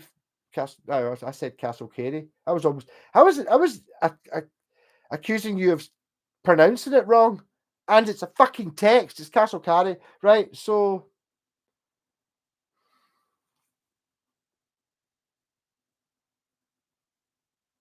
I'm not sure about the northwest bed, but I mean I'm on the Falkirk Road, so I'm kind of basically at the bottom of the campuses. Kilsyth doesn't sound like here, whereas here sounds like going that way, going west from me. There's slight changes, but going east, you start you start getting higher, and then you're not. Stirling's not far away, which doesn't sound anything like us. So it's kind of a bizarre thing. We had the policeman from the old Sandbank cop shop at our wedding. Well, there you go. Well, that old Sandbank cop shop, I fucking spent 2 weeks knocking into the jail cell with a fucking chisel, and it totally destroyed my shoulder for 6 months. Basically just sitting there because you fucking try to break into a cell to turn it into a bedroom. And it's like you've got to go through the wall of the cell, and it's not fucking 1 brick or 2 brick, it's 4 fucking bricks. It was a nightmare. Slice of square sausage. I'm square sausage. I know there's different ways round, but what I was told. It was always deep Campsie. When you hit Gartcosh. Gartcosh is yes, no, there are, yeah, and faithfully. Gartcosh is that way, isn't it? No, Gartcosh is when I come off the motorway from the M74 to get here. I don't know. Scotland's mental. I don't know what it's like. See, in a country like the size of America, I don't think you can really comprehend what it's like in Scotland. See the diversity of accents you get from extreme to extreme. Think of all of America, right? The most extreme southern drawl to the most extreme North Boston Canadian thing, all in between, right? Imagine it more extreme than that, but happening within 30 miles in every direction of where I am. It's like that. The house that Mark built. Anyhow, I need to go for a shit. I'm absolutely fucked. Good few videos come up this week. I'm going to try and take a video up at Jen's. I'm going to say it'll improve her Facebook performance, but I mean, to be honest, it's not really. No, maybe she'll know that. I will have to say there was quite a when I was in over at Scott's on Thursday night to fix his transit van, his camper van, and that postman came in. to pick up his guitar. He walked in and went, "I bet it's Mad Malcolm from YouTube." I was like, "Hey, how's it going?" Yeah, I was like, no idea who he was. Like, yeah, great, lovely. That smug factor a little bit, and that was mentioned over the weekend. You know, in a camper van, me and Scott, Jen. That was mentioned. Oh, the guy knew Malcolm's up here, blah blah blah. That's Jen's up here. Oh yeah, very good. And then we picked up that one, that Mockingbirds in Uddingston, and Jen was up talking to the guy, and I was like helping Scott with the van. I came around to carry anything. He's like, "No way, you're the guy from YouTube." And it was like pure smug level from there to, yeah, quite smug. Rock on. I love you all. Thanks so much for joining. Even though I was late tonight, I couldn't miss it. Oh. Thanks for the cheers, Mr. White. Love you, man. Totally, you know it. Sure, Elton John used to end his shows with that, and I'm off for a shite. See you. Really? Well, I saw Elton John, and he was really good. I really enjoyed it, and my pal tried to whore me out to Elton John straight up because Falkirk Stadium, I'd managed to get second row tickets. I was wearing the long hair with the denim jacket, baby metal t-shirt, spikes in the shoulders, all that. And every time Elton, we're right at the front, Elton would look out, front row, corporate people, arseholes, got free tickets, sitting there, you know, drinking beers, talking to each other during the good songs. Me, second row, slap bang in the centre, loving it. So every time they were going to do something that was rocking, he would literally, Elton John would be playing his piano. He'd literally look at me and go, dun, dun, dun, dun, dun, and play Saturday Night's All Right for Fighting or whatever. And my pal G's, like, every time he did that, which he did every time they did a rocking song, because he obviously looked out at the crowd. You can only see the first few rows. There's a guy with long hair and a leather jacket or a denim jacket on with a heavy metal thing, head banging to the songs that he played that are heavy. So when it was a heavy song, I'm going to point at him and do that. And my pal G was like, pure, try and get backstage. It's like, I don't want to get bummed by Elton John. It's like, it's Elton John. Just get bummed by Elton John. It'll be fine. It's like, no, I'm sure that's the only reason he's pointing me out and pointing at me is because, you know, I've got the long hair and I'm a rocker. We're enjoying it. We're a bit enthusiastic rather than all the 40-year-old, the 50-year-old, I was going to say 40-year-old. My God, the 60-year-old women kicking about me. So it's terrible. Yeah, totally. No, but I mean, honestly, even then, even if I could have got backstage, I'm not. I would love to meet Elton John. That's fucking great, but I'm not up for the bumming thing. That's not really my thing. I don't think Elton John would be either. And the whole reason I was pointed out is because looking out, even the band that were supporting them, Two Cellos. If you've never heard of them, it's two guys playing cellos, and they play like AC/DC and shit. And they did a couple of songs, and then it was like just sitting there going up here. Yeah, I don't know how much you like this, but I know you'll like it. And I'm sitting there like that. What, me? And he's like, yeah, you. And then they started doing, was it Saturday Night's All Right for Fighting? Dun, dun, dun,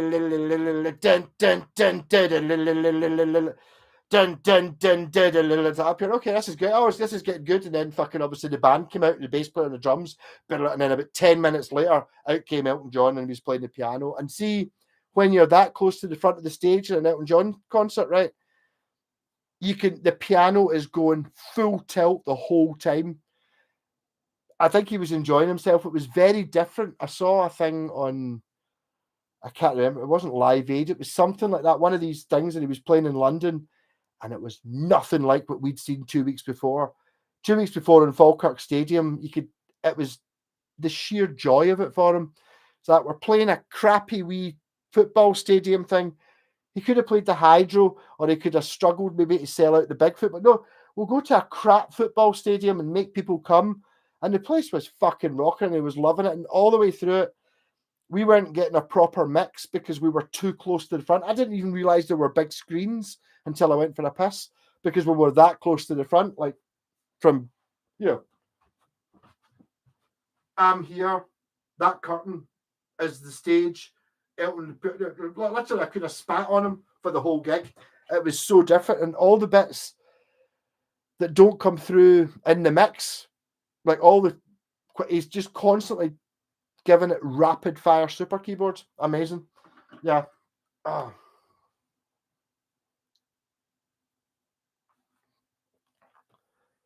Yes, happening. That's totally fine. It comes down to the whole thing of it. Like, what does it matter? And it's like, honestly, it doesn't affect me. I'm Elton John.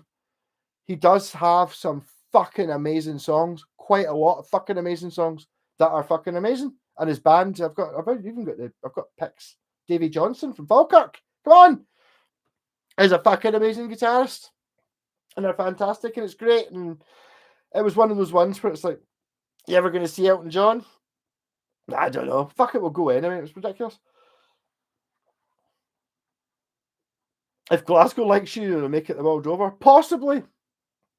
Yeah, it's a DC thing. Every world tour they've ever started, they start in Glasgow because although they're not from Glasgow, they were fine.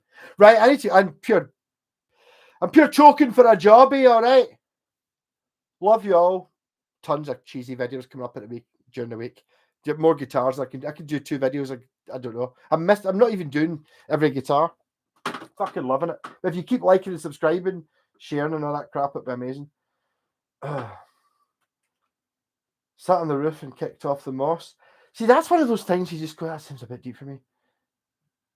Benny and the Jets, it sucks. It's terrible, but Goodbye Velvet Road. Basically the whole album. It's amazing. Fucking love it. Goodbye Velvet Road, just go for it. They're his version of Pinball Wizards. He played all the. If you go and see Elton John, he plays every fucking song you know that he's ever played, and they're all amazing.